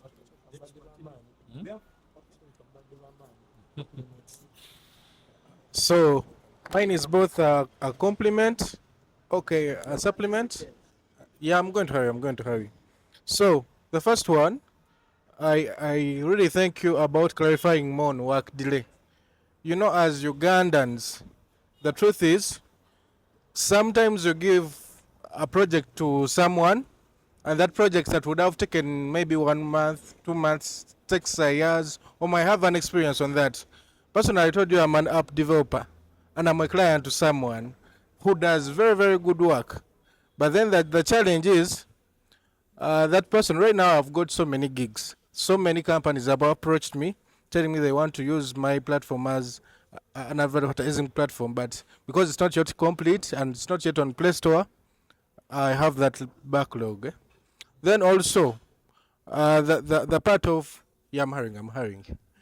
Yeah, so the part of you guys creating a brand, I really support that part. I have that one question. Like you see, most of us have iPhones. You're getting it. iPhone is more expensive, extremely expensive. But if I look at the profits Apple makes, then compared to Samsung, its nearest competitor, it has doubled, quadrupled the profits. It makes it recently made 934 billion. And then Samsung made something like 230 billion. So it means that sometimes when you brand yourself and you give out something good, it makes you relevant on the market. So you as Urban Touch, what are you doing specifically that makes you expensive at the same time still remain relevant on the market? Yes.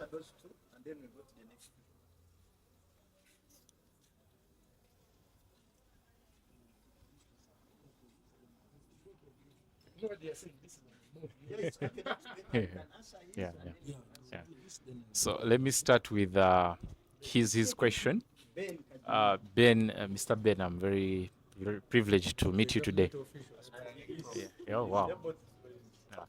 Now again, what he said is actually, it's a very good topic, because at the end of the day it benefits us, the mfunambola, the people who are starting up, who are building a brand.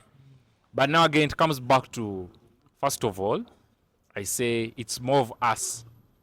You get? Because those initiatives might be there, but again, I feel like we lack awareness as a country, because I'm very sure most of us don't even know of those initiatives or of those programs. Secondly, on our end, have we created a system where when you apply, you can't just go there the way you are, a lot of exclusives. No. They're going to ask for records. So it means, again, you have to design, you have to brand yourself in a way that you have to have the required steps to get there. What does it mean? You have to have the proper system. You have the right proper government. Are you registered as a business? Because some of us, you might find we're all here, we call ourselves founders, directors, but you're not even registered on. And they're even very small. URNBS, right? Is it? Yeah. Sorry, that. You get? Are you registered? Do you pay tax? And what proof do you have that you pay your tax? You get? So those are small things. So again, it comes back to the government creating awareness. Again, it also comes back to us. Are we registered? Do we have the right steps? Because even if someone told you, I can open for you, or he probably has told us of that, and you're going to try to apply, but you're not registered. Trust me, you're not going to get. Because they also want to work with people who are trusted. So I think this is more of us. It comes back to us. We as young entrepreneurs, we have to invest in, we have to avoid this thing of not being registered. I know most of us don't like it. You're like, Katibage na kumbala. Now the truth is, you're not going to gain from such programs if you're not registered. So I feel like his point is very valid, and it's an eye-opener to all of us here. Me personally, I'm registered. I have the right. You pay taxes. I pay taxes, and they are recorded. Yes. So was there another question? Okay. That one was a compliment. Oh, compliment. Thank you. So even to our dear guests, the time. To supplement more on what Alloto has talked about, most young entrepreneurs like bypassing. The truth is, if you want to survive, you have to be open. You pay tax. Personally, let me talk on a level of me. For me, I pay everything, and on time. I know the economy is hard or what, but in whatever I'm doing, I have to add that little penny for URA, for license, for what, so that they are paid on time. Because you can't tell me you're building a brand and URA has closed you because of 250,000, an annual payment, money that is paid once a year. Honestly, it takes you 8 months to be there until URA comes to assess you. So honestly, you can't tell me you're building a brand and URA has closed you for just 200,000, money that is paid once a year. So I think the young entrepreneurs should be open, like he said, register, be diligent, pay taxes, and they are not so much. Taxes, because most of the taxes it's once a year. I see everyone. It's once a year, yeah. I see- Not I- VAT I see- every week or what, because there are some businesses I hear, I'm filing returns. I'm filing what? All the time they are filing. For our business, as per where we are, it is once a year. It's just once a year. So let's be diligent and open. When you're transparent, everything goes on well. Perfect. Then to tackle on what he said, to be relevant, there are very many things. There are actually not so many. Just a few One, you have to do what we call experimental or digital. The world is now digital. People advertise every now. If Pepsi and Coca-Cola, that is 200 million years old, is still advertising, how about you is 5 years old? So I think to keep relevant, the first thing in the industry, you have to advertise. You have to experience the digital bit of it. Then value for money. If I give you something for 500,000 and honestly you use it for 2 or 3 years, I don't think you'll go to another competitor of mine. You'll honestly come back to me if you're in need of such a service. So value for money is also something, it's really a big deal. Thank you. 30 seconds. It's okay. Yes. Let's say your name, what do you accumulate? Good evening to you all. My name is Carlson Kalema Kasaga. I'm a student for petroleum engineering and environmental management. Yes. So my question, I think, goes to the both of you. And I do believe that currently we do follow the trends that are ongoing. So as of May 2026, I do believe there was a current bill, the sovereignty bill, that has been passed. And you've been speaking of taxes, you've given reference to Rwanda where taxes are put on the product that has been sold to the customer. So seeing as of that, maybe if we are to look at the cases of SMEs or other entrepreneurial businesses that are being probably in the loop of being affected by this bill, how would you advise one to navigate that or to go about it?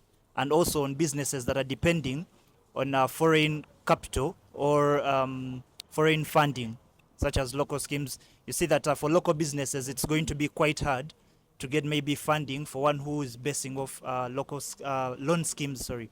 So how would you advise one to navigate that? All right, so next question. If you want to answer another, yeah, like that. Thank you, guys. First, I want to congratulate both of you for setting the bar high. Yes. Yes. Like what Victor was saying, he buys a suit on special occasions. He has bought once. On graduation. I'm just using myself to show the many people that do it. Voice of the voiceless. Okay, I'm also including myself in the bracket. So my question is, looking at that, do you have a blink, a worry, or a fear that you think it will affect your business? Like the customers coming in, like you want a given category of, like, let me take an example of here, you may realize that you can have 1 or 2 customers coming in. Pardon? So what's your fear or what's your worry when you set the bar high like that? Yeah. Is there a possibility that people will say, but man, that's an extra risk. So you can, one answer this, and one sovereignty bill, another one your sovereignty. Let me what is your name once again? It's called Eliot. Eliot Chenangai. Chelangat. Eliot Chelangat. One of the Kipro teachers. Nice meeting you once again. He has water for activities. I want to tackle your question whereby you're saying what happens when you raise the bar high. Raising the bar high, of course, it's everyone's goal in life. Most people, if you're ambitious, when you're ambitious in life, the goal is to raise the bar high, right? When you raise the bar high, then that means you have to do the core aspects we earlier talked about. You have to be consistent. You have to be focused. You have to be honest. You have to do quality control. Always check your quality control. That means over time, if someone comes to your shop or your store or your stall, and every time he comes, you're getting bigger and better, that means you'll stay on top. But if someone comes to your shop, if someone came here like today, then came back next month and he doesn't find this, do you think he will come back to your restaurant? Oh, that means you will have gotten into in economics, what did we call that slope? There is that slope. That means you've gone back in recess. That means they will not come back to your business. So quality control, being focused, being determined, the consistent bit of it will make your bar even raise higher the more. But once you raise the bar and you think you've made it, then you're inconsistent, you decline on quality control, then you're losing it. Thank you. So when you raise the bar high, you must be honest. Serious people come. The unserious ones will stay behind. Thank you so much, Abanda. Yeah. So I'm going to answer the gentleman who talked about the sovereignty bill. Okay. First of all, I'm going to really feel the bill is going to affect most of the young companies or the young entrepreneurs who have been getting funding from people or from foreign aid. You get? By the end of the day, now this is a battle of government, and at the end of the day, we are citizens. We have to abide by the law. If the government has said no, that's no. So we have to look for plan Bs. It's like COVID. COVID came in, it hit us. We learned something. You get? So whenever something happens, I believe, it's going to affect the many, but we have to look for solutions for how we can meander and go around the bill. What do I mean? It means now we have to think and find means of being independent. First of all, as an economy, first, and also secondly, as us as entrepreneurs. How can you find means of growing without foreign aid? And I believe now that's where now, because we are human beings, we're not like robots. That's why AI will never beat us. You get it? It will never take our jobs, because for us, we are designed to solve problems. AI might do all the work, but there is that level of creativity that we all have. That's a question that goes to all of us at the back of the head. For those who are affected, we have to look for plan B. Plan B is not illegal. I'm not telling you to go illegal. Plan B is more of working around the bill. So how can we find a way of strengthening our economy without support? Because I feel like, it's going to affect most of us, but again, it's going to strengthen us. Like in future, you get? It means we're not going to depend on foreign aid. It means it's actually like an eye-opening. The government is trying to open our eyes to more of find means of being creative and finding and creating our own opportunities than depending on foreign aid, because they come with what? With thank you. You know? So at some point we have to look at the positive side, and we have to look for solutions. That's a question to all of us at the end of the day, especially for those who have been gaining from it or people who have been earning from it. Yeah. Okay. Yeah, thank you so much, guest speakers. I just had one question for both of you. I'm Emily, once again, Emily Msimenta from Cocoa Farm. So my question is, what has been your biggest support in raising capital for your businesses? Thank you. Perfect. Question should be like this. That's why something can be like that. Yes, please. Thank you. First is a compliment. Thank you for really organizing this. It's always good to see young men coming together and talk about business. Instead of running to Kampala, we can do it here. It's really a good thing. Secondly, before I ask my question, I would like to supplement on Alloto's sovereignty bill. In the amendment, if you, as he said at first, if you are registered, you have been excluded in the amendment. If your company is properly registered, and you're getting money in the right way, you're excluded. So so if you are a good taxpayer, and you get your grant, you don't have to worry. Those who worry are those who go into those procedures of grants, yet they are not yet registered. My question will go back to, we all in business, what matters most is how many sales you make. My question is, how do you advise, you fashionistas, but you have a Toucch here who is into software. It's way cheaper to deal with the Chinese to develop for you an app than a Ugandan here. it's way even more cheaper when you're dealing with a person in the States to develop for your software than a Ugandan here.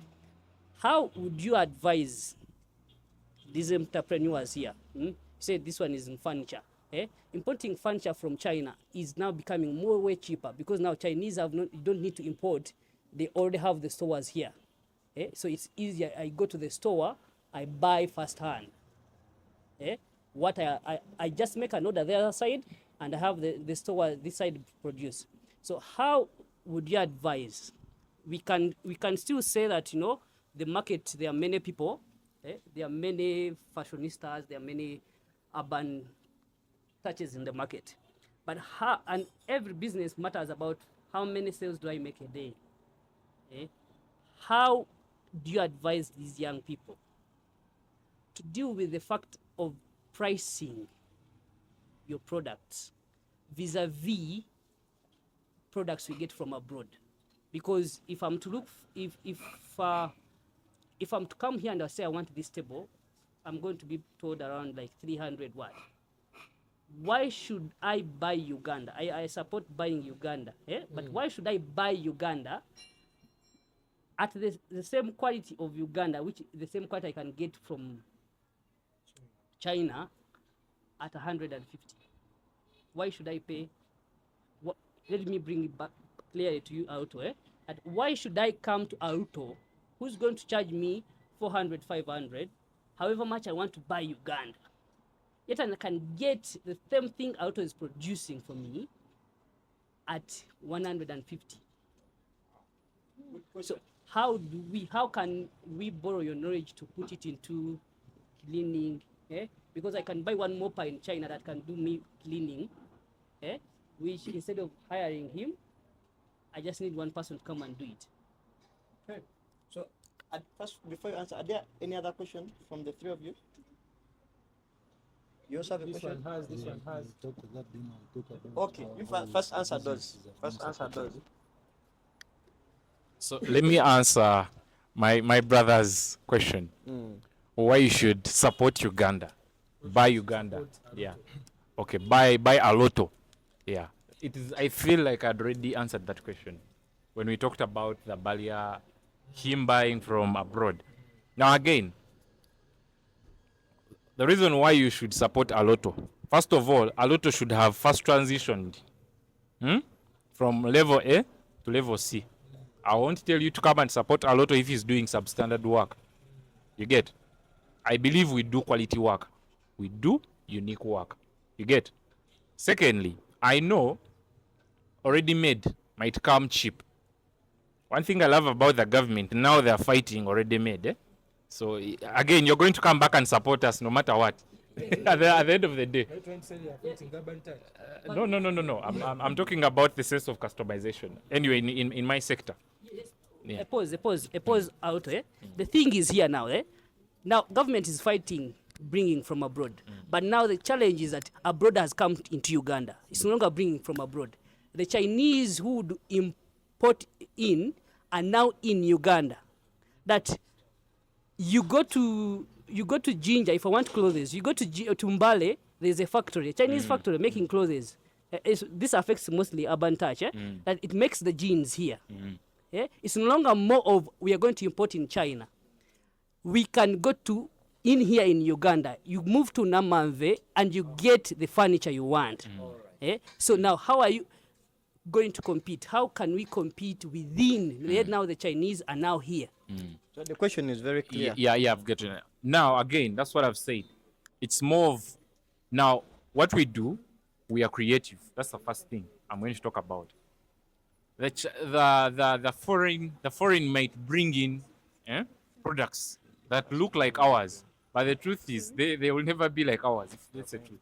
For people who have testified some of our products, they can testify that. Tina, you know that.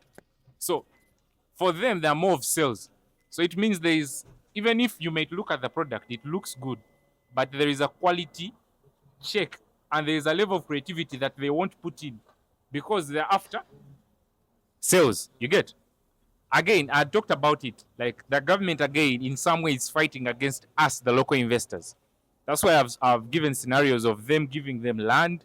I'm not totally against it, but I'm against being fair. I agree the government should bring in foreign people to come in. But again, why is it that me, Alan, if I want to expand from Alloto Exclusives to probably Alloto Exclusives Limited, where I also supply to probably Nigeria or even around Uganda, like make large scale, where I can also now reduce the prices to the Chinese, but I'm the one who is going to be asked for a lot of money. You get? To pay Gambanog, you get? All that. So at the end of the day, I have to say this. We are Ugandans. We have to support each other. Because me, I have a slogan of I support a person who supports me. That's my thing. You get? If you don't support me, I won't. Because at the end of the day, it works like this. You're going to give money to a Chinese. He's going to go back to China and construct an apartment. The same money. But if you give money to a Ugandan, he's going to construct here houses or residential homes where people who are probably from Kenya, who are also investors, they are working in here, they will still come back and rent the homes. That means you're actually strengthening the economy. So at the end of the day, I want Ugandans to have this mindset of, I don't want it to be more of, let me support Chinese because they are cheap. We should also look at, first of all, I'm not saying just support anyone. If someone is giving you value for money, support them. But again, we should also have this culture of supporting each other. Because at the end of the day, if you're supporting Chinese, it means you're taking the money from our economy to them. You're strengthening them rather than us. Uncle Alan. Okay, because of time, but Uncle Alan, his question, you see, why do you price at 600,000? Yeah.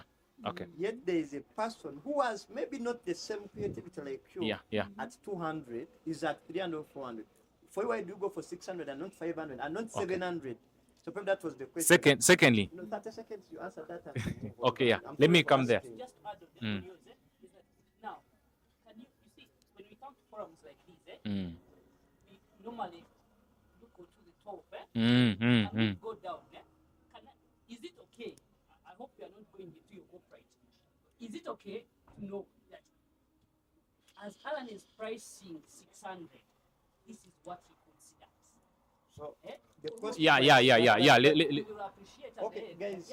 Can I summarize that? Summarize in 30 seconds. Yeah. Can I summarize that? Yes. The first thing you guys have to notice is we pay taxes. These raw materials are not done in Uganda. That's the first problem we have as an economy. The raw materials are imported. Whenever they come, as I've said, that's where the government now has to intervene and help us there. You get? I pay taxes for those raw materials. Everything. Threads, fabric, and they are very expensive. The other guy is, they even make their own fabrics. They'll just bring. You get? And they're the same people who are not paying taxes. So at the end of the day, it affects us. I can't price something that I'm not earning from. Yeah. I can't be putting in 500 and then you expect me to sell you a suit 400 or 200. You get? And on top of that, it is quality. You get at the end of the day. That's why now for us we do customization. Now for them, they will bring already made, but for us we do customization. You'll come, I'll take your measurements, you get something that fits you. You're going to go buy a ready to wear, but you'll find it big. You'll still come back to me to do what? Alter. That's why I still beat. You get? Okay, that was precise for now. That's a long topic for another day. We have free. Yeah. Concerning her issue, this issue, the question she raised is quite a very challenging. What was the question again? Can you again in a few seconds? Yeah, your source of capital. Yeah. It is quite a very broad and interesting question. But to cut the long story short, first and foremost, you need to network. Social capital. Like you are one. Before you start anything, you need to know, do I have numbers? Of course, all the numbers can support you, but do you have the numbers? Because the numbers will dwell you to other numbers. So, social capital, before you indulge into anything, do you have the numbers? Because the numbers will bring you the other numbers. Then, your network, the people you hang around with. The people you hang around with really matter. Do they have money? Malika? People who know you don't. But they are hustlers. Yes, but the people you hang around will bring you other people. They may not support you. Yeah. Because people who give me money are strangers. Someone doesn't know me. Last week, I made a sale of 2.5. Someone is in the UK. I don't know them. Someone, imagine, is in the UK but bought clothes from me. Wow. I took them to DHL, sent him cages. He paid everything. 3 days. Just protocol. Deposit money here, received the money, showed him the transaction, everything. Just transparency. I received the 2.5. Just in 30 seconds. I tell him, do this, and I deliver. Wow. So the people you hang around with also will take you edges. You have networks. Yeah. Then another thing, to be honest, most of us are struggling. That one I can attest. 95% of us, 97%. Most of us are struggling, but you have to be smart. The money in the bank is for free. You just have to get money for your level. Most people fear saying, I will get a loan, how will they see me? For me, I can tell you broad daylight. Loan. The first money I started with was not my money. And it's free money if you do what is needed. Because let me tell you, when I was starting my business, I had 10 friends who were rich. I sat them down, eloped my idea and told them, all of you, I want you to give me 1 million. Isn't that 10 million? Yes. They said, when do you need the money? I told them, in 3 weeks. I took them to the site where I'd done the interior of the shop, blah, blah. I told them I'm just left with capital to start. They gave you?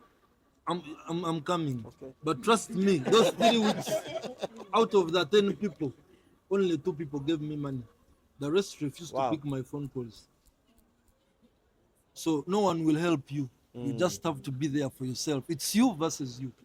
So what you have to do, you have to end up using the bank in the money in the bank is free money. Yes. You just have to be organized, grab that opportunity. Trust me, in Uganda, you cannot save 10 million. Trust me, you're saving 50,000. You will never. That one I agree. I agree about that. If you don't lobby for funds, 50K to get you will 10 never million. get the money. So You can't. you either go to the bank or you do what we call collective saving. You need to be around people who, because now me, personally like me, I have 3 collective savings group. You go in your level, but don't join a chibina of 5 million a month. When you earn 500,000. I think it's somewhere where they put 10 million. Me, I'm in 3. 1 million a month, 150, 15th, and 20,000 daily. For you are here, you are For not 1 even million, 10K. You get 8 million. How can you save 8 million in Uganda now? If it's not given to you at once, in a whole lot, you cannot save it. So you either are in a collective saving group or you enter that bank and go for your level. What about people who don't go in the bank and say, I want 100 million. What will you use the 100 million for? It will just vanish and you will be arrested. So what about people who sell their land titles or whatever they have? That is because what you have is what saves you. If you can manage to sell off the land and know you have to work hard and replace it, because I believe when you put in the work, even God is watching you. He will really bless you. But if you don't put in the work, no results. Don't expect any results. Okay. Okay, yeah. How many questions are remaining? 30 seconds and a compliment. Okay. Do you have a question? Thank you, everyone. Okay. Both of you have been talking about transitions, all that. And I'm also blessed to be a fashion designer as well. And working with one of the biggest fashion brands in Uganda. I work with the JBs. Yes, please. So I'm happy you are a client. Hey. Yeah. Now, I would like to ask the fashion icons before us that if everyone in fashion is chasing the trends and maybe the transition, then who is, how can I even term it? Who is making the identity? I don't know if you're getting my point or something. Because if everyone is saying we are transitioning, we are moving with a trend, maybe something. Now, I was here wondering, who is doing the identity? Who is keeping the identity of the culture, of the craftsmanship? Who is keeping that Ugandan thing? Because now we are focusing on beating the Asians because they were there before us. Now, I really want to know, what are we doing to keep the identity of the culture of Africa? Thank you so much. Good question. So the compliment of 15 seconds and then we shall be done. Okay, thank you so much. Once again, my name is Delafrido Gracious. I basically deal in pharmaceutical manufacturing. Manufacturing of medicines, cosmetics, and nutraceuticals. My compliments. First of all, thank you so much to our two guests. On 25th of May, 2025, talked to Alloto exclusives, and I've always been wishing to meet him. It's coming to a year since I engaged. I don't know. He now told us that he has set a system, so I don't know if I was really communicating to him or maybe to some AI, something of that sort. But one thing that I really appreciated about him, my sister had a wedding, though it was up country, and somehow, however much I wanted this product, that time period was too short and we couldn't get the measurements reach this side. But I want to take you people through a brief chat that I had with him to show that. You have 30 seconds. Yeah. I told him, hello, Mr. Alloto. Then there was that automatic message of thank you, whatever. I told him this is Delafrique. He said good afternoon. Then I told him I'm kindly requesting for pics of some sample suits you have. Thank you. Now this is what the gentleman told me. May I ask a few questions so as to aid getting a proper outfit? What's the occasion or purpose of the suit? I told him a wedding. The next question was, are you a guest or a groom? But that was a chat box. I told him, no, it's not. I told him, groom's team. Groom's team. Then he was like, in a few. Now, if I'm to really show you people the photos that he shared with me, if I'm to, you'll be able to come and see the photos that he shared with me. But what I picked from this was that these people will always dig down and find out exactly what you want. Later on, didn't work with him, but the person that we got suits from, I had a similar engagement with him, and when I told him suits, he poured for me suits for every occasion, the pink, like his, black, yellow, but the suits Mr. Alloto gave me are actually suits for weddings and for the groom's team. He talked about customization. Another thing, the last one is they all talked about first impression. No one will doubt that he is a stylist. Yes. When you look at him today. That looks nice. Then also, there's no way Mr. Alloto will fail to convince you to take his suit basing on his coat as compared to this man's coat. Look at, when you look at, I don't know how they call this. I do not know how they call, are they called collars?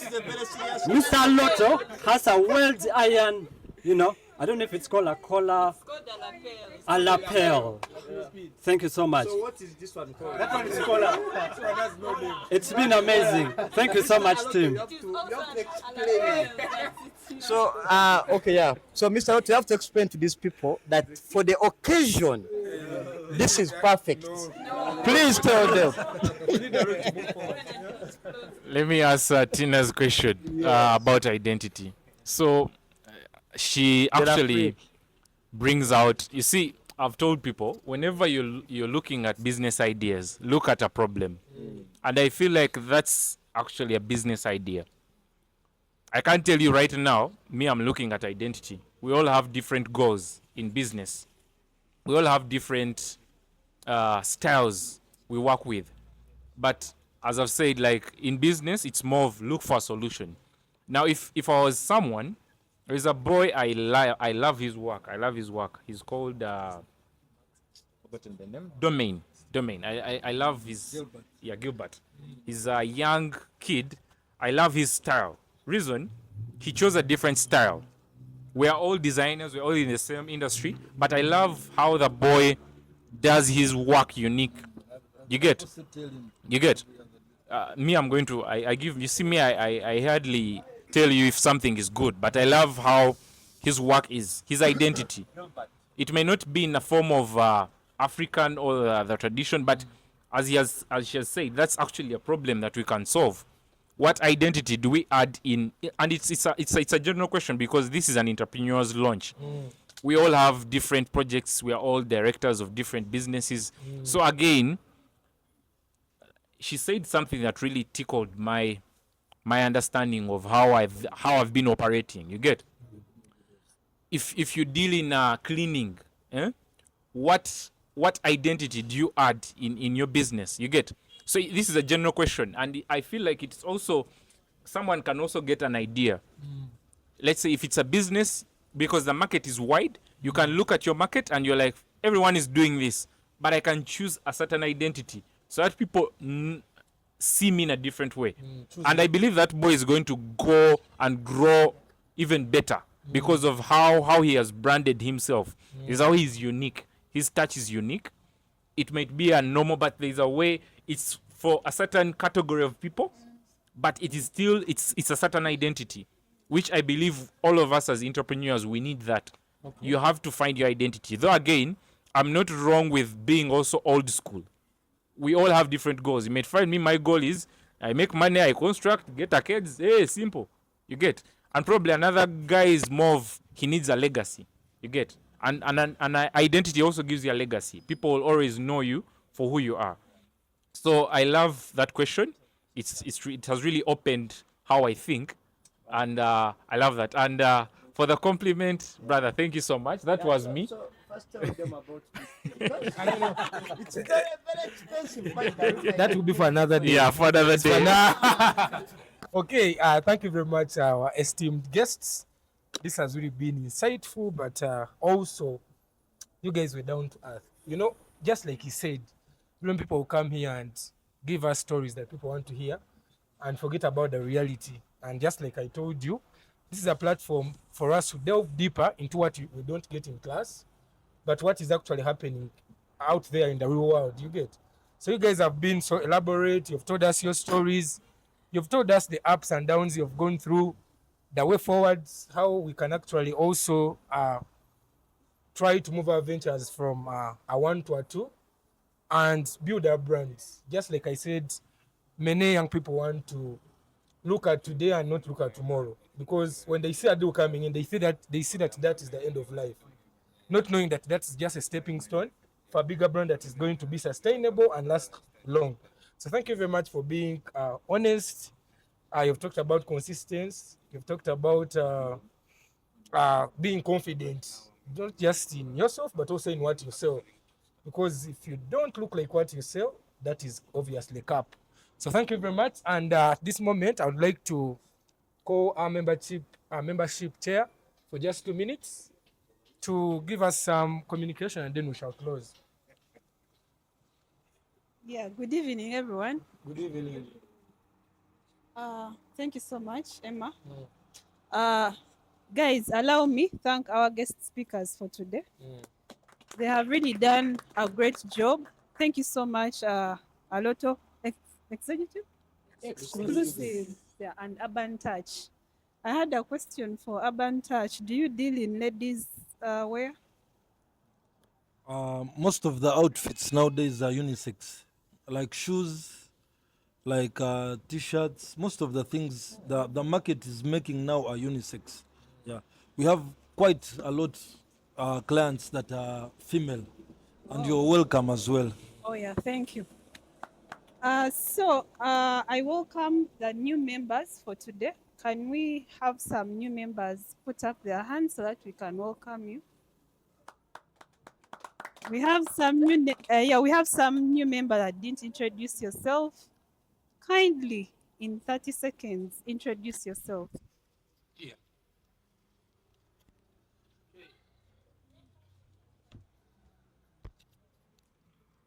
I'm Naibare Shifra. I'm a student doing electrical engineering. I'm glad to be here. It was really a beautiful session. Okay. You're very most welcome. We usually meet here every Friday at 6 p.m. at the Entrepreneurs Lounge. You can always come here. Alloto, we are welcoming you as a member. Yes, so for the members, I think you heard me say non-members are supposed to pay 5,000. We have members. So for the members, we subscribe 100,000 annually. You can pay it at your convenience, though we have a timeline. For example, if you have 50,000, 20,000, you can always talk to the finance so that you are put under membership book. Yeah. But for the non-members, like the people that came here today, they usually pay 5,000 for every session. Yeah, then I think this is to all of us. This quarter, because we are in the second quarter, we are going to introduce something new. It's called the referral challenge. A referral challenge. Basically, we are going to be referring people's businesses. And the person that will have done either the most sales in any way we shall define it, that person is going to get a prize or a gift. So it is something we are working on in membership, and I think we shall communicate on group, but it's supposed to start immediately because we are already in the second quarter. Yeah, then the other thing we usually have, we introduced weekly spotlights, and this week we are going to start with Labora Med. He's not here, but he's one of those members that paid first, so he's going to come first. We shall be basically advertising his business for the whole week as a member of the lounge. So those are some of the benefits you get when you're part of the Entrepreneurs Lounge. Then lastly, we usually have monthly vocational tours. We were supposed to have one at Kazire Health Products, but he was away. I think he's going to schedule us another day. I don't know from operations. In case there is one this month, he will let us know. So those are some of the activities we usually have here at the lounge. And honestly, you're all most welcome. Feel at home. Yeah, thank you. Okay. A round of applause for our membership share.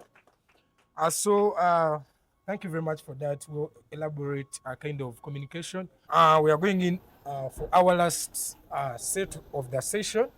And before we go into that, we'd like to have our speakers make their final remarks about what they see here, about this launch, then final remarks about the session or anything else you want to tell us. But also, normally we ask you guys politely to recommend someone you'd like to sit in your chair next Friday so that we can advance, reach out to them, so they can also share their knowledge to us here. So, Mr. Toucch, I will request you to make your final remarks and then we'll go into the last session. First and foremost, I want to, with deep gratitude, I want to thank everyone who is involved in the Entrepreneurs Launch. I want to thank you so much because what I believe, every other day we keep learning something new. Every other day we keep learning. And if you know you're not learning something new every other day, then you need to adjust. Yeah, because you cannot be in one place seated there and there. You need to be learning something new every other day. So I want to take this opportunity once again to thank the Entrepreneurs Launch for giving me an opportunity to envisage such an opportunity as well. I want to thank you so much. I'm really humbled. It's been a while we had such debates. So as well, I want to thank you guys once again for the great opportunity. And I believe more and more will keep on coming. We are going to spread the network, because I have a couple of DMs asking me what the Entrepreneurs Lounge is all about. So I think Emma will share to me the portfolio, and I will spread it out there. Because at least I have a following.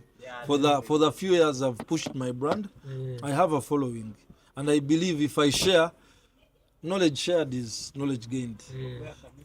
I'm located at Portville Mall, room number C04. If you reach there, you just ask Urban Touch, they will show you. Portville Mall is the one Portville after Mall, Western Arcade. when you're going to Vision Empire, that street of either Liverpool side or Western Arcade. Anyway, so long as you're around there and you ask for Urban Touch, they will bring you. Everyone knows me around there. Okay. Maybe Thank you so much. Can also read us your number? My number is 0782. That's a hotline, 24/7. 0782 13 13 13. Yes, sir. It's a hotline, yeah. Anytime, ever online, ever receiving calls, business. Even open to other ideas as well. Thank you so much. Wow. Okay, thank you very much. But before you hand over to who would you recommend to be in your seat next week? Like he said, I think is this the first segment of fashion that you guys have tackled before? Yeah. I think we should give fashion another round of applause. Okay. So I think as regards to what he said, we should get domain on, and maybe maybe a lady. Let's do gender balance. Okay. Do we have ladies here who are trying to make things happen? They should also be given an opportunity. Yeah. Okay. So I think we should. I've seen you on TikTok. I'm not on TikTok, but I see her on TikTok. So I think we should give Domain a chance and Itunga a chance. Okay. The next Domain Taylor, I'll share his contacts. I'll share the details to him. Okay, thank you very much. Okay, a round of applause for Urban Touch, guys. Okay, so in your absentia, we're talking about, you're making your final remarks about what you see. What do you say about the launch? How do you, what's your take on this house of young innovators and entrepreneurs? Do you think we are doing something sensible, or we are wasting time? And then, who would you recommend to be in your seat next Friday? But also your parting shots. I'm going to first thank everyone for coming here, because I feel like we're all in a season where we are busy, we have work to do, or we have things to do. But by the time you've sacrificed your 2 hours and you've sat here, it means you've gone with something that I'm really very happy and proud of you guys being here. Let's just keep it up. Okay, guys, round of applause. Yeah. So then I have to thank the organizing team. Okay. I know Maleka. I met him. We are friends.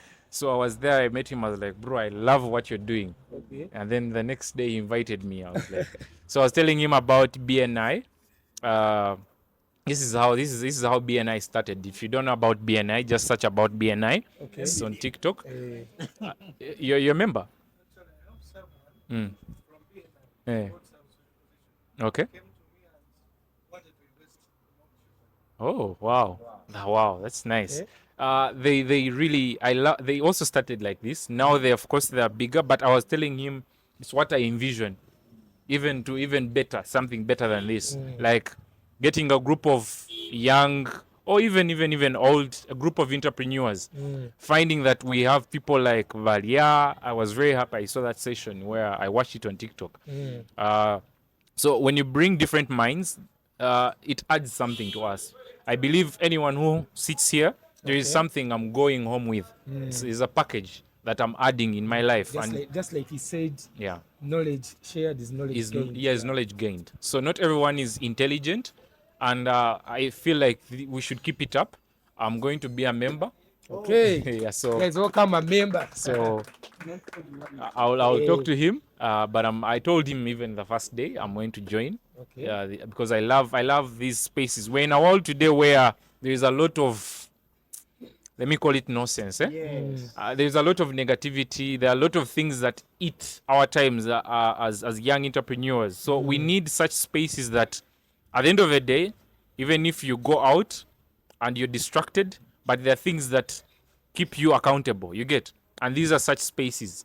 I just pray that we can keep it. And I pray for you guys as a management. And I pray that let's keep bringing people to come on board so that this even becomes bigger and better. Okay.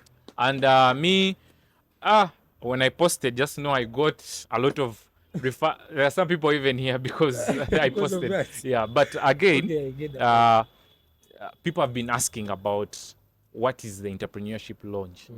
So as I told him, we're having that discussion of if we can just keep polishing it, but how do we polish it? We have to join and we add different views so that this becomes bigger and better. We can't live, you see, we have to help each other. It's like when you're constructing, everyone has a role to play.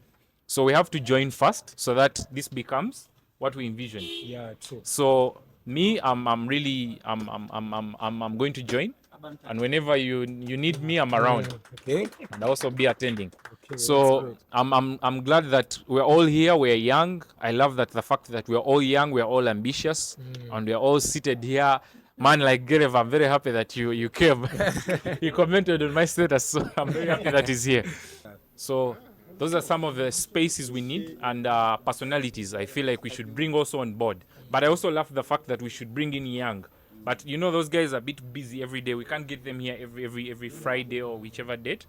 So when they're not around, that's when we can bring in us, the young entrepreneurs. So thank you everyone for your time. Okay, guys, a round of applause for Alloto. And another one for Urban Touch. Okay, so sorry. For those who are in need of my services or anything, your contact as well. I'll give you. I work with business cards. Easyview Complex, shop L64 at Kekes down there. L64, Kekes. You know Kekes? Easyview, that ground floor. You just find us there. Everyone knows us. You just look for Alloto, a guy who does suits. Yeah. The number. Pardon? The number, I'm going to give everyone my business card. The number for the online viewers. For the online viewers, 075 80 24 725. Okay. Yeah. Thank you very much, Alloto and Urban Touch. So we are going in for the last session. It's just like 5 minutes. It's going to cool us off. We've had a long session of thinking, critical thinking, informative sessions. So right now we are going in for a fun session which closes off this entire kind of engagement. So once you're ready, you let me know. So for this session here, whatever you say is right. It's just a fun rapid fire session where you can say anything. Your opinion is right, you know. So I will start with, let me start with Urban Touch. So Urban Touch, you can have the microphone. You can even clip it if you want. Yeah, so Urban Touch. Ateta wins Champions League. Sorry, we shall cut that out. So Urban Touch. Ateta wins Champions League and Premier League. Yeah? He comes to Urban Touch. What simple, smart outfit do you give him for the party? The winners party, which type of party? Yeah, for the after winning both the Champions League and the Premier League. I think Ateta would deserve phone calls. I think Ateta would deserve because I'm not so much into football. Okay. But I think Ateta would deserve something simple, something casual for the night, to make him cool off that heat. Okay. Because I know it's a marathon for him. Champions League, Premier League, La Liga. It's really a marathon for him. I think he would need a cool pair of sneakers. Okay. Some denim jeans. Okay. And a very nice polo t-shirt with a very nice cologne and a simple watch. Okay. No. This one is a Chelsea fan. No?